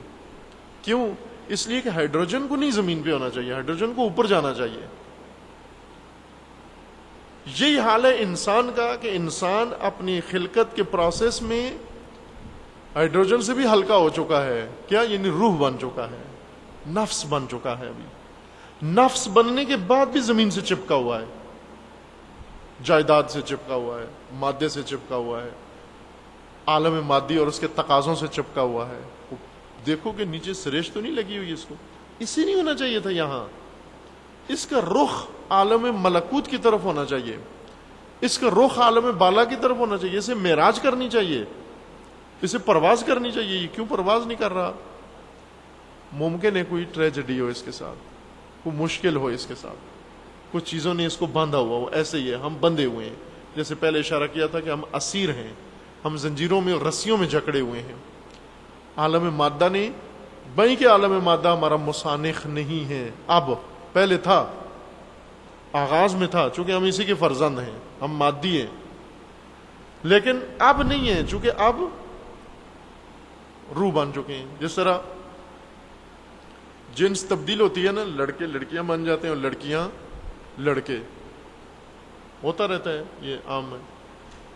اگر ایک پہلے لڑکا تھا، لڑکا بننے کے بعد اس کی جنس بدل گئی، جینڈر بدل دی اس نے، آپریشن ہوا، اب وہ لڑکی ہے، لڑکی والے اعضاء و اندام اس کے ہیں، لیکن اب بھی اٹھنا بیٹھنا لڑکوں میں ہی رکھے وہ، جبکہ جنس بدل چکی ہے۔ جب لڑکا تھا تو ٹھیک ہے، اس کا تعلق ہونا چاہیے تھا لڑکوں کے ساتھ، لیکن اب جب کہ وہ لڑکی بن چکا ہے، اب نہیں ہونا چاہیے اس کا تعلق لڑکوں کے ساتھ، اب لڑکیوں کے ساتھ اس کا تعلق ہونا چاہیے، اپنے مسانخ، کبوتر با کبوتر، باز با باز، کند ہم جنس با ہم جنس پرواز۔ کبوتر کبوتر کے ساتھ اچھا لگتا ہے، باز باز کے ساتھ اچھا لگتا ہے، ممولا کوے کے ساتھ بیٹھا ہوا اچھا نہیں لگتا، کوا بگلے کے ساتھ بیٹھا ہوا اچھا نہیں لگتا، اور بگلا چیل کے ساتھ بیٹھا ہوا اچھا نہیں لگتا، بگلا بگلوں میں اچھا لگتا ہے، ہر ایک اپنے صنف میں اچھا لگتا ہے، اپنی سنخ میں اچھا لگتا ہے، اور خوش بھی ہے انسان، اس ٹریجڈی پر خوش بھی ہے، متوجہ بھی نہیں ہے کہ میں جو روح ہو کر چپکا ہوا ہوں عالم مادہ کے ساتھ، جکڑا ہوا ہوں، پریشان بھی نہیں ہے، حالانکہ اس کو رونا چاہیے تھا، اس کو گریہ کرنا چاہیے تھا اس بات پر، اس کو افسوس کرنا چاہیے تھا اس بات پر۔ اس لیے مولانا روم نے انسان کی یہ ٹریجڈی اور رونا ذکر کیا۔ آغاز مثنوی کا آغاز اسی شعر سے ہوتا ہے، بشنو ز نئے چون حکایت می کند، از جدائی ہاں شکایت می کند، یعنی نئے سے مراد بانسری ہے، یہ بانسری کا رونا سنو، بانسری کا رونا سنو. ہم بانسری ہمارے نزدیک سر ہے، لیکن مولانا روم کہتے ہیں کہ یہ سر نہیں ہے، یہ حقیقت میں اس کا گریا ہے، رونا ہے. بانسری تو دیکھی ہوئی ہے نا، بجائی بھی ہوگی، کہ نئے یعنی وہ لکڑی جو اندر سے خالی ہوتی ہے، نئے بانس کی طرح اندر سے خالی کھوکھلی ہوتی ہے، اس کے بند جو بنے ہوتے ہیں ان میں سوراخ کر دیتے ہیں، دونوں طرف سے کھلی ہوتی ہے، اس کے اوپر سوراخ کر لیتے ہیں اور پھر اس میں پھونک مارتے ہیں تو ان سوراخوں سے ہوا نکلتی ہے، تو اس سے سریلی آوازیں نکلتی ہیں. یہ بانسری ہے. اتفاقاً بانسری اور دوسرے جو موسیقی کے آلات ہیں ان میں بڑا فرق ہے کہ بانسری سے ہمیشہ آپ جب بھی سنیں گے تو غمگین سریں بانسری کے ذریعے سے بجائی جاتی ہیں. خوشحال سریں بانسری سے نہیں بجائی جاتی، خوشحال سریں دوسرے موسیقی کے آلات سے بجائی جاتی ہیں. غمگین سریں ساری بانسری سے بجائی جاتی ہیں یا سنجیدہ. اس بانسری کو فارسی میں نئے کہتے ہیں، نئے، بشنوز نئے. یہ نئے، یہ بانسری جو رو رہی ہے اس کا گریا سنو، اس کے رونے پہ کان دھرو. یہ کیا کہہ رہی ہے تمہیں؟ کیا کہہ رہی ہے؟ یہ رو کے شکوہ کر رہی ہے، اپنی جدائیوں کا شکوہ کر رہی ہے، اپنی غربت کا شکوہ کر رہی ہے. کیا شکوہ کر رہی ہے؟ شکوہ یہ کر رہی ہے کہ میرا جہان، میری دنیا یہ نہیں تھی جہاں مجھے تم لے آئے ہو. میں تو انسان کے ہاتھوں کے لیے نہیں ہوں، یہ میرا وطن نہیں ہے. مجھے تم نے رنگ کر لیا ہے، مجھے تم نے خوبصورت بنا لیا ہے اور مجھے ہونٹوں میں لیا ہوا ہے، مجھ سے مہندی والے ہاتھ میرے اوپر تم رکھتے ہو، بڑا نوازش اور مثلا اس کے لیے بہت کچھ اہتمام کرتے ہو، آرائش کرتے ہو بانسری کی. لیکن بانسری کو یہ سب کچھ اچھا نہیں لگتا. اگر آپ سونے کا باکس بنائیں اور بانسری سونے کے باکس میں رکھیں اور پھر نکال کے بجائیں تو پھر روئے گی، پھر غمگین آوازیں نکالے گی، پھر غمگین سریں نکالے گی. اس سے کوئی پوچھے کہ پاگل ہے اب کیوں روتی ہے؟ تیرے لیے سونے کا باکس بنایا ہوا ہے ہم نے. اگر لبوں پہ لپسٹک لگا کر بانسری بجاؤ پھر بھی روئے گی. اگر انگوٹھے پہ انگلی پہ سونے کی انگوٹھیاں چڑھا کے پھر بانسری بجاؤ پھر بھی روئے گی. یعنی جو کام کرو بانسری میں جب پھونک مارو گے تو وہ روئے گی. کیوں روئے گی؟ اس لیے کہ اس کا واویلا، اس کی فریاد یہ ہے کہ میں اس جہان کی نہیں ہوں جہاں مجھے لے آیا تو. میں تو ان کوٹھیوں بنگلوں کے لیے اور ان لبوں کے لیے اور ان انگلیوں کے لیے نہیں ہوں. میرا جہان کون سا ہے؟ نیستان. نیستان، نیستان یعنی جہاں پر بانس یا نئے اگائی جاتی ہے اس کو نیستان کہتے ہیں. جیسے گلستان، گلستان جہاں گل اگتے ہیں، نیستان جہاں نیزار ہوتا ہے، نئے اگائی جاتی ہے. اس کا یہ کہنا ہے کہ میں نیستان و نیزار کی مخلوق ہوں، مجھے تو وہاں ہونا چاہیے تھا، تم مجھے کاٹ کے یہاں لے آئے ہو. تم یہاں میں غریب ہوں، میرا کوئی جاننے پہچاننے والا نہیں ہے، میں اجنبی ہوں. لہذا جب بھی اس سے پھونک مارو وہ رونا شروع کر دیتی ہے. رو کر کیا کہتی ہے؟ اپنی جدائیوں کی قصہ بیان کرتی ہے. از جدائیہا شکایت می کند، یعنی اپنی جدائیوں کا شکوہ کر رہی ہے کہ مجھے کاٹ کے یہاں لے آئے ہو تم. اب کون تھی تم؟ تاز نیستان مرب بریدہ اند، از نفیرم مردزن نالیدہ اند. اس کا یہ کہنا ہے کہ مجھے نیستان سے اور نیزار سے کاٹ کے یہاں لے آئے. یہاں لانے کے بعد جب بھی مجھے کسی نے ہاتھوں سے اٹھایا تو اتنے غمگین نغمے اس نے ادا کیے ہیں کہ عورت و مرد کو رلا دیا اس نے. اس قدر سوزناک فریادیں بانسری کی نکلی ہیں. کس لیے؟ کہ مجھے اپنے وطن سے تم نے دور کیا ہے. یہ نئے جو مولانا روم ذکر کر رہے ہیں، اس نئے سے مراد یہ تشبیہ ہے. یہ بانسری یہ تشبیہ ہے. کس کی؟ انسان کی. یعنی نفس انسان وہ بانسری ہے، روح انسان وہ بانسری ہے. مولانا روم یہ کہتے ہیں کہ یہ جو انسان کو جگہ جگہ روتے ہوئے دیکھ رہے ہو، یہ ان چیزوں پہ نہیں رو رہا جن کا نام لے رہا ہے. اصل میں کس بات پہ رو رہا ہے؟ جدائی پر. کس چیز کی جدائی پر؟ اس دیار غربت میں اس کا جی نہیں لگتا، ہر چیز اجنبی ہے اس کے لیے. یہ دیار غربت ہے اس کے لیے. کیونکہ اب وہ روح ہے، نفس ہے. روح کا عالم مادہ نہیں ہے، اس کو عالم مادہ سے اوپر جانا ہے، اس کو عالم مادہ سے ماورا جانا ہے. لیکن مادے کے اندر جکڑا ہوا ہے. یہ نفس مادے کے اندر جکڑا ہوا ہے. یہ نئے در حقیقت نفس انسان ہے. کیوں رو رہا ہے؟ اس بات پر رو رہا ہے کہ یہ میرا دیار نہیں ہے, یہ میرا وطن نہیں ہے. میرا وطن تو عالم ارواح ہے, میرا وطن عالم ملکوت ہے, میرا وطن عالم الہ ہے, میرا وطن عالم ناسوت نہیں ہے, عالم ملکوت ہے. میں ناسوت میں آ کر پھنس گیا ہوں یہاں پر, اس لیے رو رہا. انا للہ و انا الیہ راجعون. ہم خدا سے ہیں اور خدا کی طرف لوٹ کر جا رہے ہیں, اور جب تک خدا تک نہیں پہنچتے ہمیں سکون محسوس نہیں ہوگا. ایک دن بھی, ایک لحظہ بھی چین محسوس نہیں ہوگا, کیونکہ ہمیں خدا تک پہنچنا ہے. اگر انسان اپنا تعلق عالم مادہ سے کاٹ لے یا رہتے ہوئے, ایک تعلق تو اسرائیل آ کے کاٹ دے گا, ہم چاہیں یا نہ چاہیں. موت کی سختیاں اور موت کی نرمیوں کا یہ معنی ہے. کچھ کی نافیں بہت جڑی ہوئی ہوتی ہیں, یعنی 1000 ناف انہوں نے دنیا کے ساتھ باندھی ہوئی ہے اپنی. اس کو بہت سخت موت آتی ہے, بہت سخت موت آئے گی اس شخص کو. جس نے مکان کے ساتھ بھی ناف جوڑی ہوئی ہے, پیسے کے ساتھ بھی ناف جوڑی ہوئی ہے, گاڑی بنگلے کے ساتھ بھی ناف جوڑی ہوئی ہے, اولاد بیوی کے ساتھ بھی ناف جوڑی ہوئی ہے, دوستوں کے ساتھ بھی ناف جوڑی ہوئی ہے, اور مختلف جگہوں پر اسرائیل نے آ کر کہا اٹھو رختے سفر بند ہو, چلیں, جان قصد رحیل کر دو. جان نے قصد کیا سفر کرنے کا, جان قصد رحیل کر دو, گفتم کہ نہ رو. یعنی جب اس نے سفر کا ارادہ کر لیا کہ مجھے جانا ہے, تو میں نے کہا مت جاؤ, رہو, کچھ دن ٹھہرو ادھر. جان قصد رحیل کر دو, گفتم کہ نہ رو. گفتہ کہ چکنم خانے فرومی آیات. اس نے کہا کہ خوب نہیں رہ سکتی میں یہاں پر, مجھے جانا ہے, کیونکہ یہ گھر گر رہا ہے, ابھی یہ جسم ختم ہو رہا ہے. اسرائیل نے آ کر کہا اٹھو رخت سفر بند ہو, چلیں. اس وقت چونکہ سب کے ساخت نافیں جڑی ہوئی ہیں, گرہ لگی ہوئی ہے, وہ توڑتا نہیں ہے, انسان کاٹتا نہیں ہے. اسرائیل قبض کرتا ہے, کھینچتا ہے روح کو.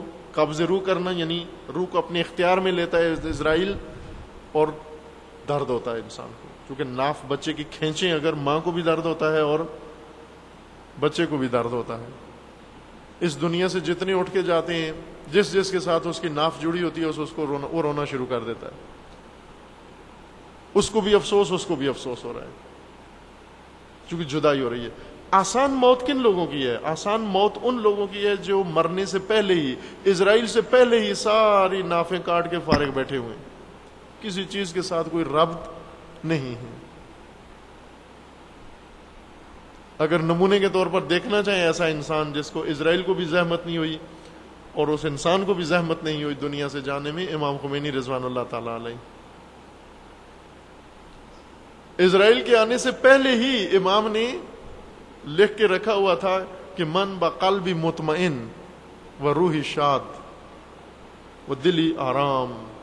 میں ایک مطمئن دل کے ساتھ, ایک خوشحال روح کے ساتھ اور ایک آرام قلب کے ساتھ آپ کی خدمت سے مرخص ہو رہا ہوں, میں جا رہا ہوں. یعنی میں جا چکا ہوں. امام اپنی موت سے پہلے مر چکے تھے, یعنی اس عالم سے اپنا رابطہ کاٹ چکے تھے. لہذا اسرائیل کو کوئی مشکل پیش نہیں ہے. اگر امام کا مرنا سخت ہو سکتا تھا, کب؟ حکومت, اقتدار, مرجعیت, یہ اتنے مقلدین, خمس, یہ کروفر, یہ عزت, احترام, شخصیت, یہ سب کچھ, یہ اتنی چیزیں تھیں کہ ان میں سے ایک کے ساتھ بھی ناف بندی ہوئی ہو مرنا سخت ہوتا ہے. لیکن امام کا اتنی چیزوں کے اندر ہوتے ہوئے پھر بھی اتنا آسانی سے اس دنیا سے چلے جانا کہ من بقلبی مطمئن, میں ایک آرام اور مطمئن دل کے ساتھ جا رہا ہوں. کیوں؟ یعنی میں نے تعلقات کاٹ لیے اپنے. یہ آسان موت ہے عزیزان. اسی کو کہتے ہیں موتو قبل ان تموتو, اس سے پہلے کہ تمہیں مارا جائے مر جاؤ. یعنی اس سے پہلے کہ اسرائیل کھینچے تمہیں اور تم نہ اٹھو, خود ہی جدا ہو جاؤ, تاکہ جب اسرائیل آئے تو آپ بالکل تیار ہو کے بیٹھے ہوئے ہیں. وہ کہے چلو کہ میں تو کل سے منتظر ہوں. امیر المومنین کی روح جب قبض کرنے آیا اسرائیل تو کوئی مشکل پیش نہیں آئی. امیر المومنین نے فرمایا فزت ورب الکعبہ, میں تو جنگ بدر سے تجھے ڈھونڈ رہا تھا. میں تو اسی دن سے دنیا چھوڑی ہوئے تھا، اتنی عرصہ لگا دی تو نے، میں تو نہیں تھا اس میں مبتلا نہیں تھا، اصلا میری ناف کوئی جڑی ہوئی نہیں تھی کسی چیز کے ساتھ، تو اتنی دیر سے آیا میرے نزدیک۔ بس اگر خود انسان اپنا رابطہ خود کاٹ لے اس عالم مادہ سے، مرنا بہت آسان ہو جاتا ہے۔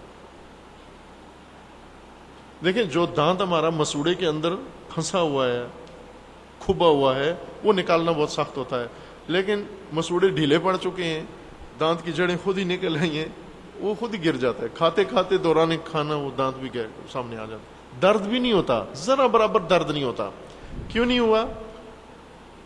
اس لیے کہ مسوڑے نے دانت چھوڑ دیا تھا، دانت نے مسوڑا چھوڑ دیا تھا۔ خدا حافظ۔ ہماری حیثیت اس دنیا میں دانت جیسی ہے اور دنیا مسوڑا ہے جس نے ہمیں اپنے اندر قابو کیا ہوا ہے۔ اس لیے اسرائیل آگے یہ دانت کھینچتا ہے، مسوڑے کو بھی درد ہوتا ہے، دانت کو بھی درد ہوتا ہے، دونوں تڑپتے ہیں، کھبے ہوئے ہیں اس دنیا کے اندر، کھبے ہوئے ہیں۔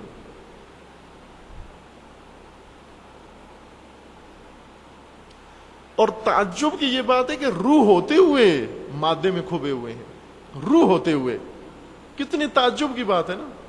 جس طرح ایک مرد کے سارے عورتوں سے تعلقات ہوں، عورتوں میں کھبا ہوا ہو، ایک عورت کے سب مردوں سے تعلقات ہوں، مردوں میں کھبی ہوئی ہو، بہت تعجب کی بات ہے کہ اس کو اپنے ہمسنخ سے ہونا چاہیے رابطہ، تعلق، روح کا عالم ارواح سے رابطہ ہونا چاہیے، روح کا ملکوت سے تعلق ہونا چاہیے، روح کا عالم الہ سے تعلق ہونا چاہیے۔ روح کا کیا کام اس مادے کے اندر؟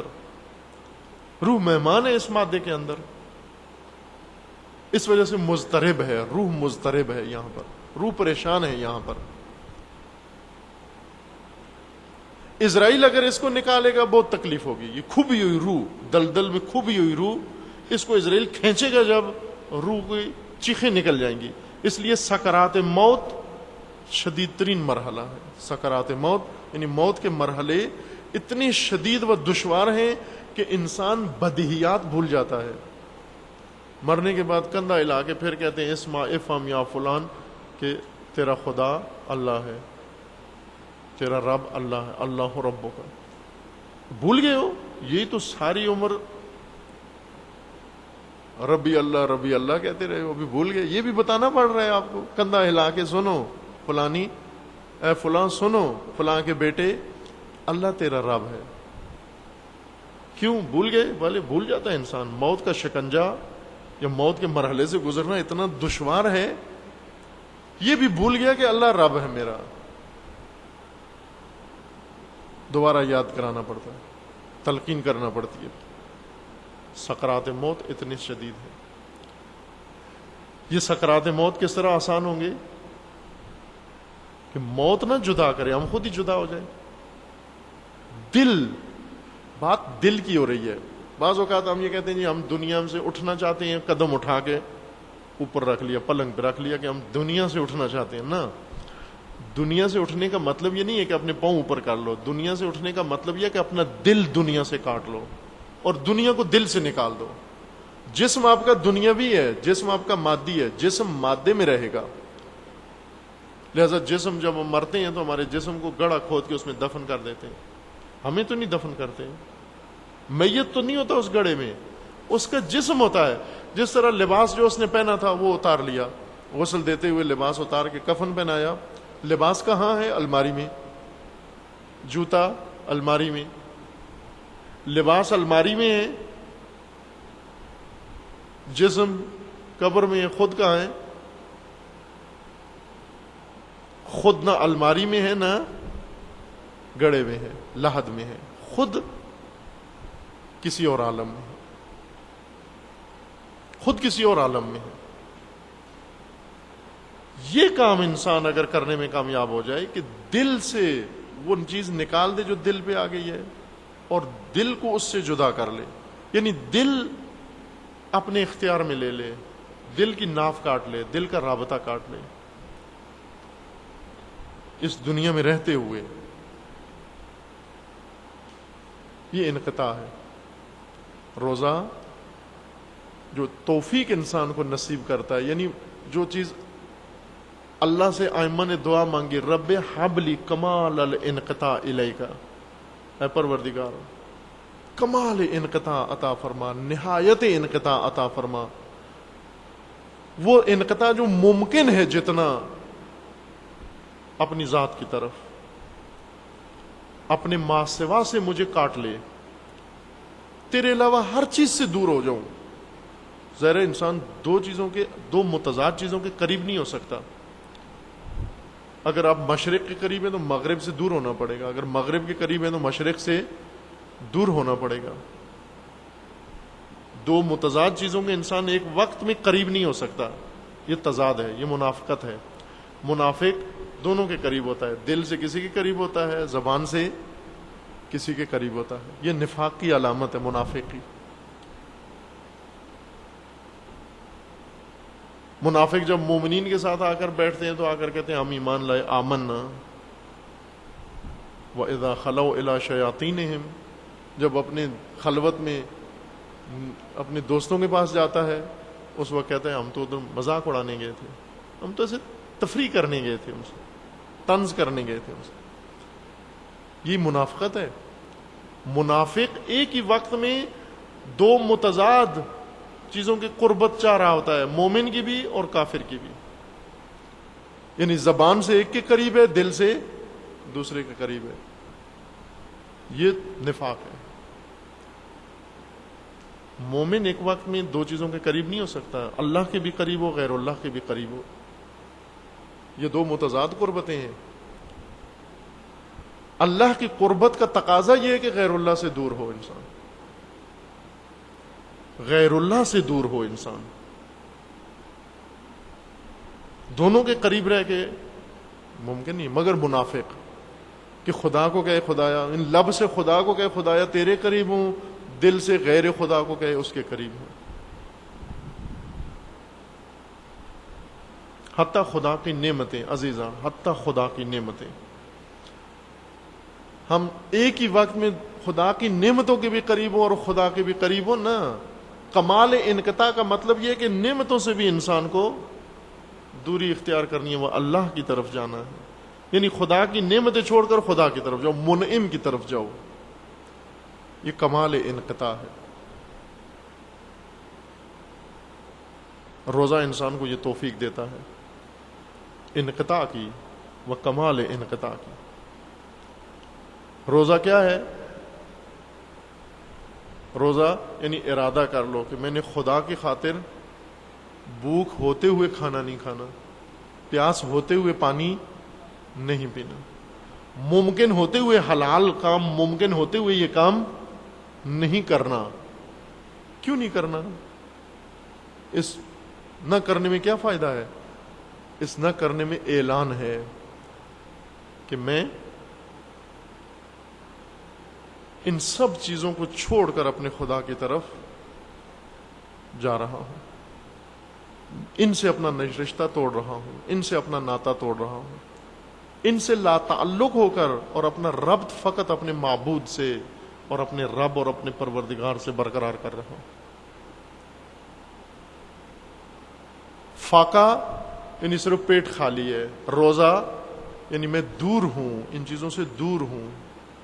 روٹی سامنے پڑی ہوئی ہے، نہیں کھاتے۔ کیوں نہیں کھاتے؟ چونکہ روٹی کی قید سے آزاد ہو گیا ہوں، روٹی کی معبودیت چھوڑ دی ہے، روٹی کی عبادت چھوڑ دی ہے۔ روٹی کو جیسے پیٹ سے نکالا ہے، دل سے بھی نکال دیا ہے، ذہن سے بھی نکال دیا ہے۔ عزیزان، یہ عبادت نہیں ہے کہ انسان خدا کے سامنے کھڑا ہو کہ پروردگارہ نماز پڑھتا ہوں قربتاً اللہ، لب پہ خدا ہو، ذہن میں روٹی پڑی ہوئی ہو، روٹی کا بندہ، روٹی کا اب، چونکہ ساری مشکل ہمیں روٹی کی ہے۔ روٹی کہاں سے ملے گی؟ روٹی تو تیری روٹی کا کیا بنے گا؟ ہم سب روٹی کے پیچھے ہیں، سب، ہر چیز خدا چھوڑ دیا روٹی کی خاطر، دین چھوڑ دیا روٹی کی خاطر۔ اسی روٹی کو خدا نے کہا پکی ہوئی چھوڑ دو تم۔ روٹی چھوڑ سکتے ہو یا نہیں؟ اگر روٹی چھوڑ دی سب چیز چھوڑ لو گے تو سب سے اہم چیز یہی روٹی ہے۔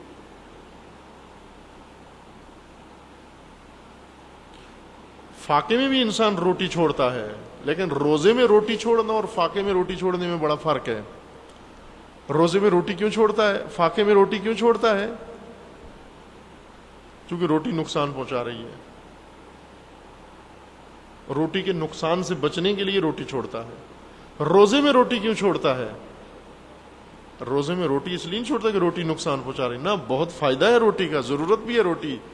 پھر کیوں چھوڑ رہے ہو؟ روٹی کی قید سے آزاد ہونا چاہتا ہوں، روٹی کی حکومت سے باہر آنا چاہتا ہوں، روٹی کی فرمان روائی سے باہر آنا چاہتا ہوں،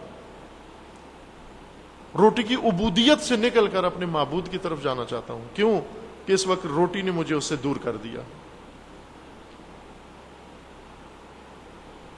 روٹی نے دور کر دیا. ہر چیز میں روٹی تلاش کرتے ہیں، دین میں بھی روٹی، دنیا میں بھی روٹی. علم، ہم وہ علم پڑھتے ہیں جس میں روٹی ہے. پوچھتے ہیں جی آپ نے اوزا بنایا، اس میں روٹی کا بھی انتظام ہے یا نہیں؟ روٹی یعنی ڈگری ہوگی یا نہیں، جاب ملے گی یا نہیں، یعنی دوسرے لفظوں میں کیا، یعنی روٹی ہے یا نہیں. روٹی پوچھتے ہیں، یہ نہیں پوچھتے کہ آپ نے جو مرکز بنایا یہ خدا تک بھی پہنچائے گا یا نہیں، اس میں عبودیت بھی بنے گی، میرا بچہ آئے گا آپ کے ہاں پڑھے گا، آ کر اس کے اندر بندگی بھی پیدا ہوگی یا نہیں، اس کے اندر احساس عبودیت خلق ہوگا یا نہیں. صرف ایک سوال پوچھتے ہیں کہ روٹی، میرے بچے کی روٹی کا کیا بنے گا. یہ کون ہے؟ محکوم روٹی، غلام روٹی، عبد روٹی، یعنی مقید، یعنی اسیر، غلے کے محکوم، مغلوب غلہ. روزہ کس لیے ہے؟ غلے کی قید سے آزادی دلانے کے لیے. پستی ہے، انتہائی پستی ہے کہ انسان نوکر غلام بننا بھی چاہے، کس کا بنے؟ روٹی کا بنے. کتنی پستی ہے انسان کے اندر. روزہ آزادی دلاتا ہے، انقطاع. کس طرح آزادی دلاتا ہے؟ روزہ یہ نہیں کہتا کہ تم مادی ہوتے ہوئے روٹی سے چھوڑ دو، نہ عزیزان.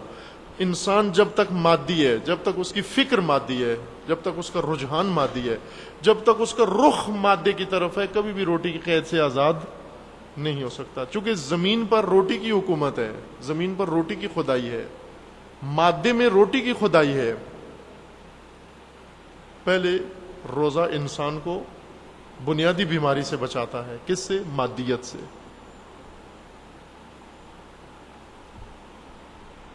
روزہ مادے سے جان چھڑاتا ہے انسان کی. یعنی روزہ در حقیقت تجرد کے سفر کا ایک آغاز ہے.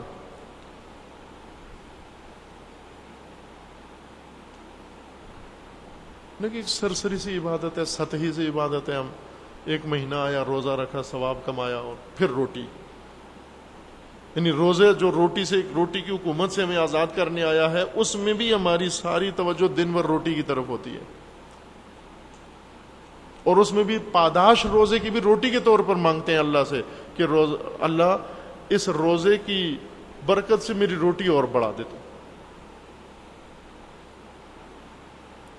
وہ جو ہمیں اس کی قید سے آزاد کرانے کے لیے تھا، اس میں بھی اس کی بھی اجر روٹی ہی مانگتے ہیں.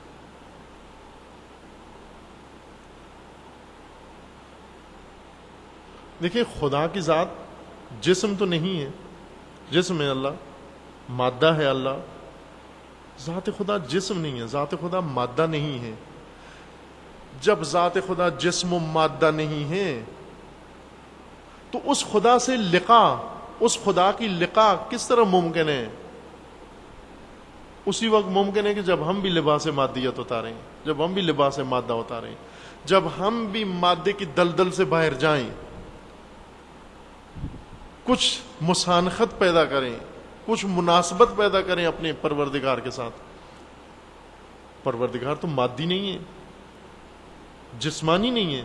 غیر جسمانی رب، اس کی طرف سفر اس جسم کے ساتھ تو نہیں ہو سکتا. روح کا سفر ہے، روح غیر مادی ہے. روح کو کون آزاد کرے مادے کی قید سے؟ روزہ، عبادت و روزہ. اعتکاف، ہمارے اعتکاف ہوتا ہے 2-3 دن ریسٹ کے لیے، کہ دفتر سے بھی چھٹی مل جاتی ہے، گھر سے بھی چھٹی مل جاتی ہے. ایک بزرگوار شہید، خدا رحمت کرے انہیں، وہ مومنین اعتکاف بیٹھے ہوئے تھے، وہ گئے ان کے اندر جا کر بیٹھے تو ان سے کہا کہ کوئی لڑائی ہوئی ہے گھر میں، ناراض ہو گئے ہو گھر والوں سے، یہاں آ بیٹھے ہو تم. مذاق میں کہا ان سے کہ گھر والوں سے لڑائی ہو گئی ہے، یہاں آ بیٹھے ہو تم. اکثر ایسے ہی ہوتے ہیں، بیوی بچوں سے جان چھڑا کے اعتکاف میں جا بیٹھے. اعتکاف ماہ مبارک کے آخری عشرے میں یہ اوج انقطاع ہے، یعنی جسمانی طور پر بھی چند دن جدا ہو، ہر چیز سے جدا ہو. اوج انقطاع ہے اعتکاف. اور عید جشن ہے اسی انقطاع کا. عید جشن ہے. عودت، عید عودت سے ہے، عودت واپسی کو کہتے ہیں. عید یعنی جشن واپسی، واپسی کا جشن. کہاں سے واپس آئے؟ یعنی نئے واپس نیستان میں آ گئی، نئے واپس نیزار میں آ گئی. کاٹ کے لے گئے تھے نا نئے کو، کہیں اور لے گئے تھے، گھوم گھوم کے گلیوں کوچوں میں واپس نیزار میں آ گئی. جس دن واپس نیزار میں، اس دن جشن کا دن ہے. واپس اپنے وطن میں آ گئے ہم. وطن کون سا ہے؟ روزے کے آخر میں لیلۃ القدر بھی ہو گئی، اعتکاف بھی ہو گیا، روزے نے ہمیں اس معراج تک بھی پہنچا دیا. اب عید مناؤ. عید کس کی؟ واپسی کی. کس کی؟ یعنی میں جو کھبا ہوا تھا عالم مادہ کے اندر، و مادیات کے اندر، و خواہشات کے اندر، و شہوات کے اندر، و تمنیات کے اندر، سب چیزوں سے نجات پا کر کہاں پہنچ گیا؟ جہاں مجھے آنا چاہیے تھا. روٹی کی قید سے آزاد ہو گیا، آج غلے کی قید سے آزاد ہو گیا. اب مجھ پر روٹی کی حکومت نہیں ہے. اب مجھے کوئی روٹی کا جھانسا دے کر خدا سے دور نہیں کر سکتا. اب روٹی مجھے خدا سے دور نہیں کر سکتی. اب یہ نہیں کہوں گا وہ راہ درست ہے جس میں روٹی صحیح ہے. آج کل ہمارے یہاں معیار، حق کا معیار روٹی ہے. جاب جہاں ملے، ڈگری جہاں ملے، یہ حق ہے، یعنی روٹی جہاں ملے. روزہ روٹی کی قید سے آزاد کرتا ہے انسان کو. جشن مناؤ کہ غلے اور روٹی کی قید سے آزاد ہوئے اور عبد خدا بنے، یعنی جس طرف جانا تھا وہاں پہنچا، رجوع کر لیا آپ نے. عید عودت ہے، واپس آ گئے ہم اپنے پروردگار کی آغوش میں، واپس آ گئے ہم اپنے رب کی حکومت میں، واپس آ گئے ہم اپنے رب کی سلطنت میں، واپس آ گئے. لمن الملک اليوم، کس کی ہے حکومت؟ اعلان کرو کس کی حکومت ہے. روٹی کی تلاش میں نکلے ہو کر کہیں خدا کی حکومت ہے، جھوٹ بول رہے ہیں. اگر خدا کی حکومت ہے تو اس کے پیچھے کیوں جا رہے ہو تم؟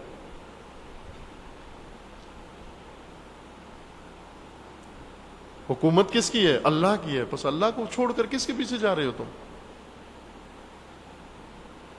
اللہ کی طرف ہو. اور سید الشہداء فرماتے ہیں کہ جس نے اللہ کو پا لیا اس نے سب کچھ پا لیا. اس کے پاس روٹی بھی ہے، لیکن جسے روٹی مل گئی خدا نہ ملا، اس نے کچھ بھی نہیں پایا. عزیزان، مشکل یہ ہے ہماری عبادتیں بھی روٹی کے سامنے روٹی ہوتی ہے، ہماری تعلیم میں بھی روٹی ہے، ہمارے دین کے سامنے بھی روٹی ہے، ہر جگہ روٹی لٹکی ہوئی ہے. جس طرح وہ بھوکے کو پوچھا نا 2 اور 2 تو کہا 4 روٹیاں. ہم سب وہ بھوکے ہیں، ہم سب کی مثال وہ ہے. ہم سب کی مثال حجت الاسلام یعنی دینی روٹیاں، ڈاکٹر یعنی روٹیاں، پروفیسر یعنی روٹیاں، انجینئر یعنی روٹیاں، آیت اللہ یعنی روٹیاں. بتاؤ روٹیاں ہیں یا نہیں ہیں؟ یعنی سب کے 2 اور 2 4 روٹیاں ہیں. عبد روٹی کے بنے ہوئے ہیں. اس فکر معاش اور روٹی کی فکر نے انسانیت نابود کر دیا، ضمیر مار دیا ہے، اقدار ضائع کر دی ہیں، خدا فراموش کروا دیا ہے، انسان کو انسان سے بیگانہ کر دیا، انسان کو انسان سے اجنبی کر دیا اس روٹی نے.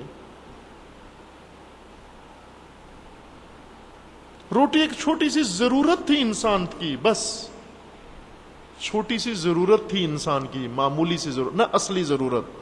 اصلی ضرورت انسان کی روٹی نہیں ہے. ضرورت ضرور ہے لیکن اصلی ضرورت نہیں. اصلی ضرورت نہیں. بہت ساری ضرورتوں میں سے ایک ضرورت روٹی ہے، لیکن یہ روٹی اتنی پھیلی و پھلی و پھولی کہ خدا بن گئی، انسان کا خدا بن گئی روٹی، انسان کا مقصود بن گئی روٹی، انسان کا معبود بن گئی روٹی، سب کچھ روٹی کی خاطر ہے۔ ایک چھوٹی سی ضرورت کیوں اتنی بڑی ہو گئی، مقصود بن گئی؟ بہت ساری انسان کی ضرورتیں ہیں، کچھ مادی ضرورتیں ہیں، کچھ مانوی ضرورتیں ہیں، یہ ضرورتیں کیوں قابو سے نکل گئیں، کیوں کنٹرول سے باہر ہو گئیں، کیوں ایک ضرورت اتنی بڑھ جاتی ہے کہ معبود کے درجے پر جا پہنچتی ہے؟ اس لیے کہ معبود اس وقت بنتی ہے جب پہلے انسان کو گراتی ہے، کوئی بھی ضرورت پہلے انسان کو گراتی ہے نیچے۔ دیکھیں بہت سارے ماں کے نافرمان بیوی کے غلام ہوتے ہیں بہت سارے ماں کے نافرمان جو بیویوں کے غلام ہیں، بیویوں نے کیا کیا ان کے ساتھ؟ پہلے اس کو گرایا نیچے، انسانیت اور ضمیر اس کا مارا، نیچے لائے، اتنا بیوی نے نیچے کیا اس کو، ضمیر مار کے اپنا غلام بنا لیا، ماں کا نافرمان بنا دیا۔ ممکن نہیں ہے کہ بیوی شوہر کو گرائے بغیر ماں کے مخالف بنا دے، پہلے گراتی ہے، پہلے پست کرتی ہے، پہلے حقیر کرتی ہے اس کو، پھر اس کے بعد اس کو اپنا غلام بناتی ہے۔ روٹی بھی اسی طرح سے ہے، روٹی پہلے خدا سے دور کرتی ہے، پہلے گراتی ہے اس کو، گرانے کے بعد پھر خود کہتی ہے اب میں تیرا معبود ہوں۔ پست انسان یہ کام کرتا ہے، گھٹیا انسان یہ کام کرتا ہے۔ امیر المومنین کی بھی ضرورت روٹی تھی عزیزان، لیکن کون سی روٹی؟ امیر المومنین بھی روٹی کھاتے تھے، ائمہ بھی روٹی کھاتے تھے، لیکن روٹی معبود نہیں تھی، ان کا مقصود نہیں تھی روٹی۔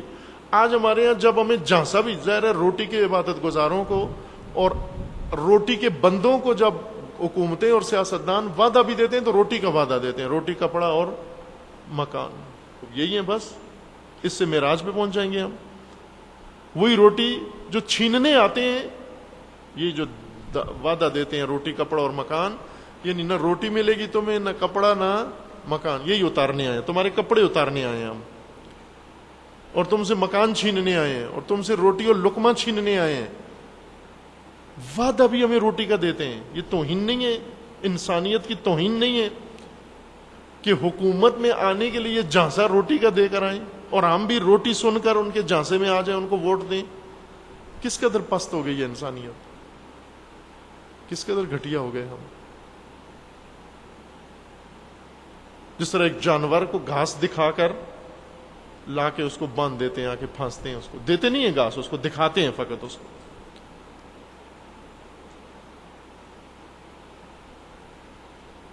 کوئی گدھا گھوڑا ہو، اس کو سبز گھاس دکھائیں، پیچھے پیچھے دوڑتا ہوا آتا ہے۔ وہی حالت آج انسانوں کی بنی ہوئی ہے۔ عالمی اداروں نے وہ روٹی انسان کی ہاتھ میں لگ کر لی ہے، ان کو پتہ ہے کمزوری ہماری، مسلمانوں کی کمزوری روٹی ہے، روٹی انہوں نے ہماری قبضے میں اپنے قبضے میں لے لی،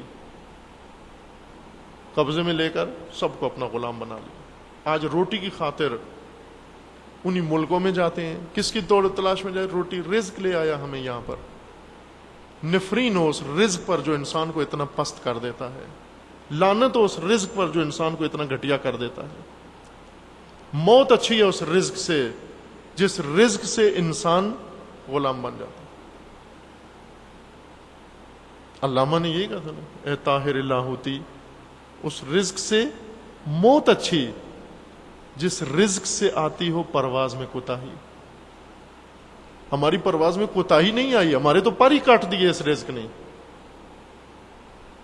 یہ کون سا رزق ہے؟ دانہ ہے جو انہوں نے پھینکا، یہ وہ شکاری کا دانہ ہے جو وہ جال کے آگے پھینکتا ہے، جال لگاتا ہے، آگے دانہ پھینکتا ہے، اور طاہر لاہوتی چلا ہوا آ کر اس دانہ کھاتے ہوئے پھنس جاتا ہے۔ ہماری وہ حالت ہو گئی ہے۔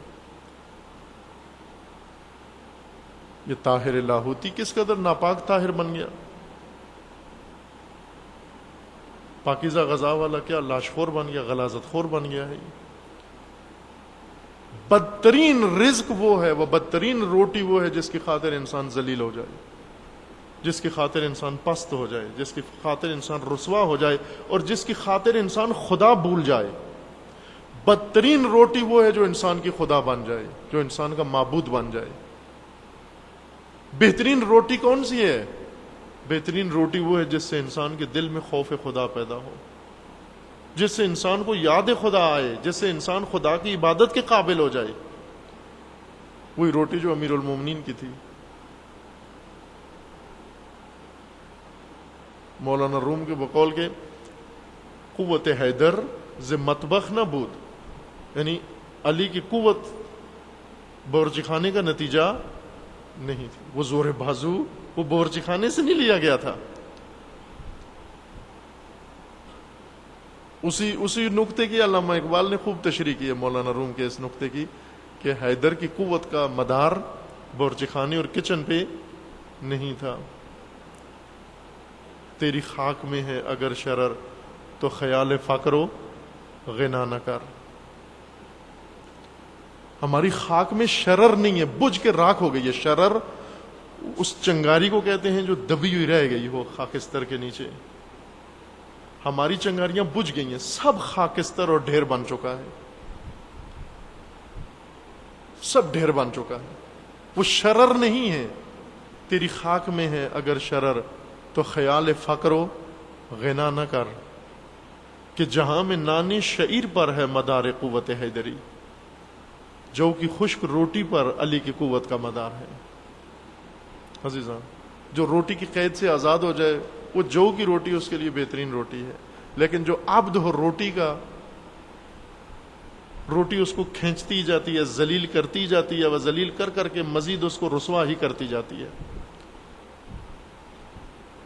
روزہ اسی معبود سے آزادی کا اعلان ہے، میں تیرا غلام نہیں ہوں، تجھے کمایا ہے، تو میرے سامنے پڑی ہوئی ہے، میں کھا بھی سکتا ہوں، مجھے کوئی روک بھی نہیں سکتا، پھر بھی نہیں کھاؤں گا، تجھے ہاتھ نہیں لگاؤں گا۔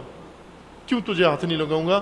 تجھے بھی سمجھا رہا ہوں کہ تو نہیں ہے میری معبود، خدا میرا معبود ہے، جس کے کہنے پہ میں تجھے بھی چھوڑ سکتا ہوں، اس کے کہنے پہ تجھے چھوڑ سکتا ہوں، تاکہ روٹی کو بھی سمجھ میں آ جائے کہ میرے قابو سے باہر ہے، اس کا معبود کوئی اور ہے، اس کا رب کوئی اور ہے۔ عزیزان، روٹی خدا کے ہاتھ میں ہے، خدا روٹی کے ہاتھ میں نہیں ہے۔ حق ادھر نہیں ہے جدھر روٹی ہے، روٹی خدا کے اختیار میں ہے، خدا جس کو چاہتا ہے دے دیتا ہے۔ روٹیوں میں خدا تلاش نہ کرو، روٹیوں کی خاطر انسان دین نہ بیچے، روٹیوں کی خاطر اپنے آپ کو فروخت نہ کرے، روٹیوں کی خاطر اپنے آپ کو حقیر نہ کرے۔ نہ ملی نہ ملی، میں روزہ رکھ کے یہی بتا رہا ہوں کہ نہ ملی نہ ملی، وہ نہیں کھاتا۔ روزہ ایک اعلان ہے، چیلنج ہے پوری دنیا کو، مسلمان کا روزہ رکھ کر پوری دنیا کو چیلنج کر رہا ہے کہ میں غلبے میں آنے والا نہیں ہوں، مجھ پر نہیں غلبہ پایا جا سکتا۔ کیوں؟ کہ انسان کی سب سے بڑی کمزوری اس کی روٹی ہے، اور میں روٹی ہوتے ہوئے اعلان کر رہا ہوں، نہ کھا کے اعلان کر رہا ہوں کہ میں روٹی سے دستبردار ہو سکتا ہوں، میں یہ کام کر سکتا ہوں۔ ہمارے روزوں سے یہ پیغام نہیں جاتا، چونکہ ہمارے فاقے ہیں، روزے نہیں ہیں۔ اللہ کے کہنے پر، اس خدا کے کہنے پر میں بھوکا ہوتے ہوئے نہیں کھا رہا، اس خدا کے کہنے پر میں پیاسا ہوتے ہوئے نہیں پی رہا۔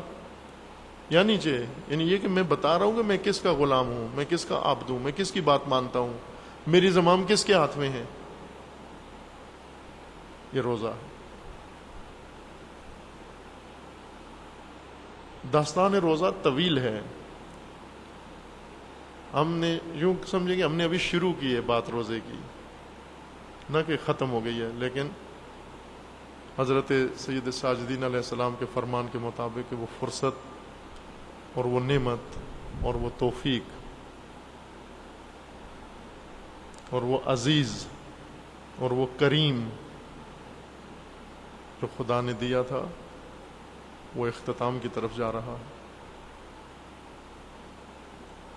گزار دیا ہم نے بھی، اپنے ہی کاموں میں مگن رہ کے بڑی سادگی سے اس کریم کو رخصت کر دیا،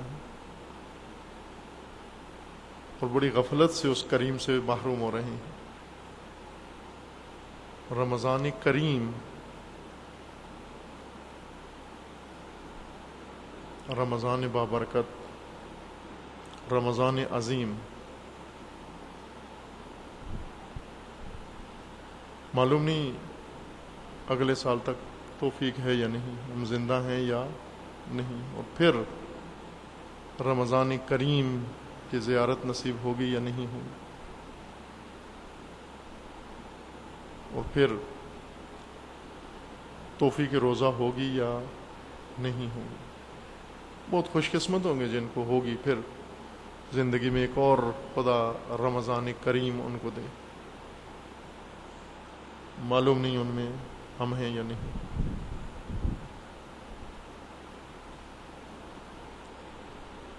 بہرحال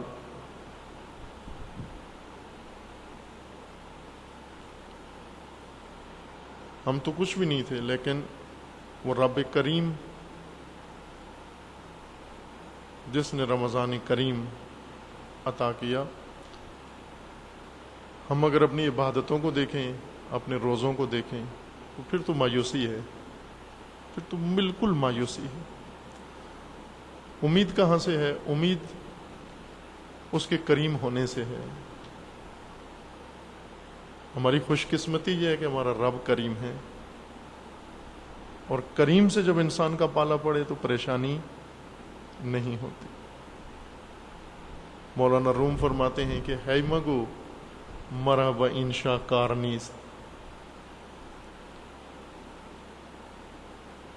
ہے مگو مرا با انشا کارنیست، با کریمن کارہا دشوار نیست۔ کہ روٹ کے نہ جاؤ، نہ کہو کہ میں اس شاہ اور اس اللہ کے بارگاہ میں نہیں جاتا، شاید مجھے معاف نہ کرے، نہ یہ نہ کیوں، یعنی بار بار اپنے اعمال کو مت دیکھو، بار بار اپنے آپ کو مت دیکھو۔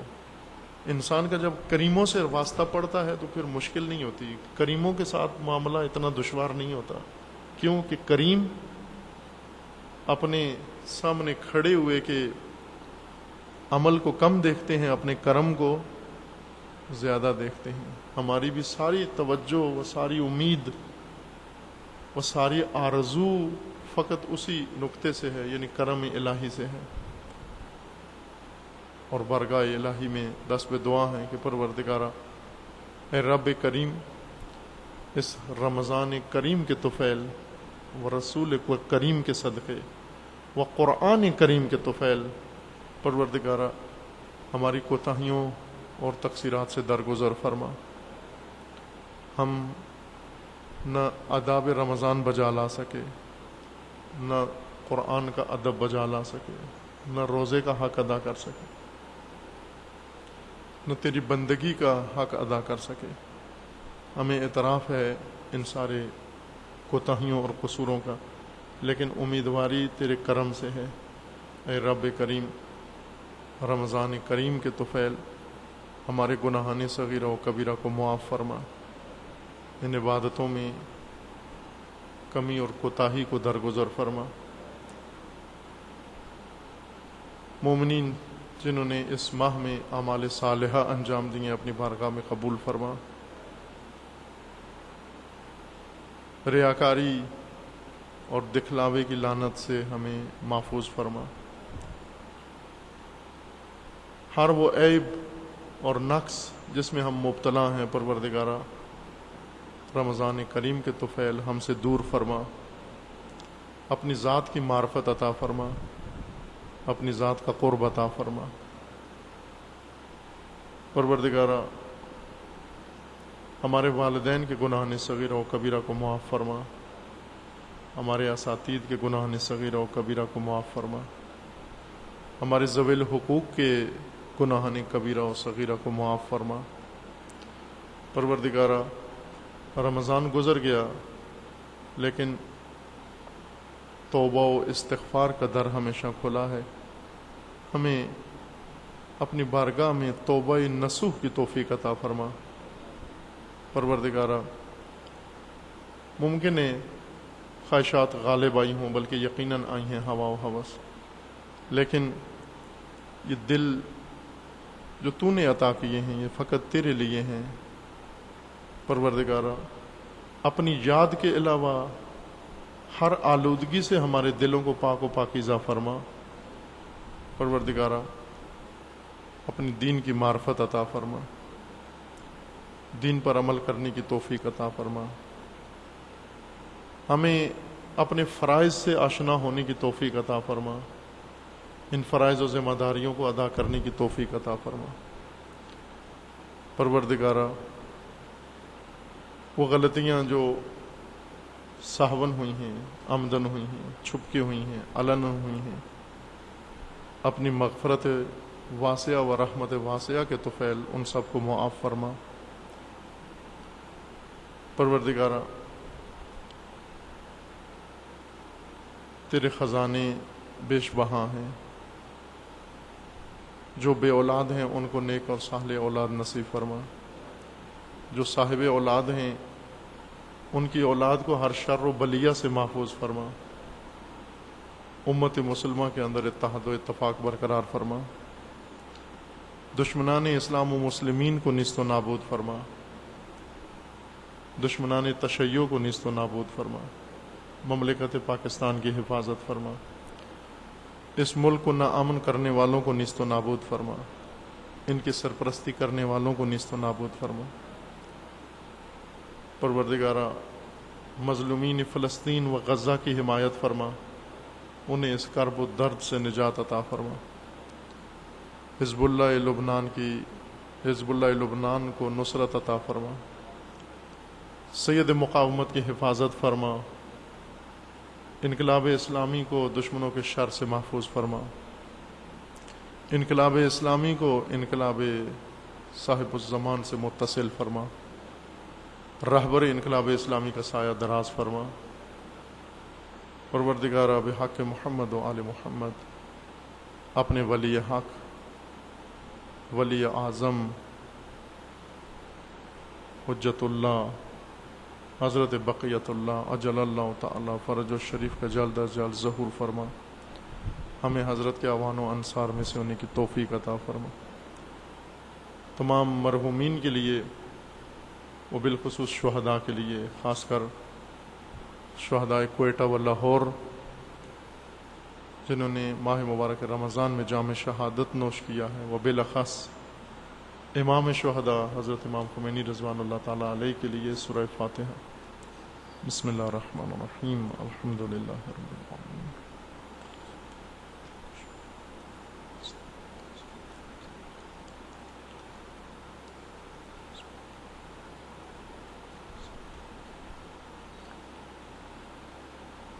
بسم اللہ الرحمن الرحیم۔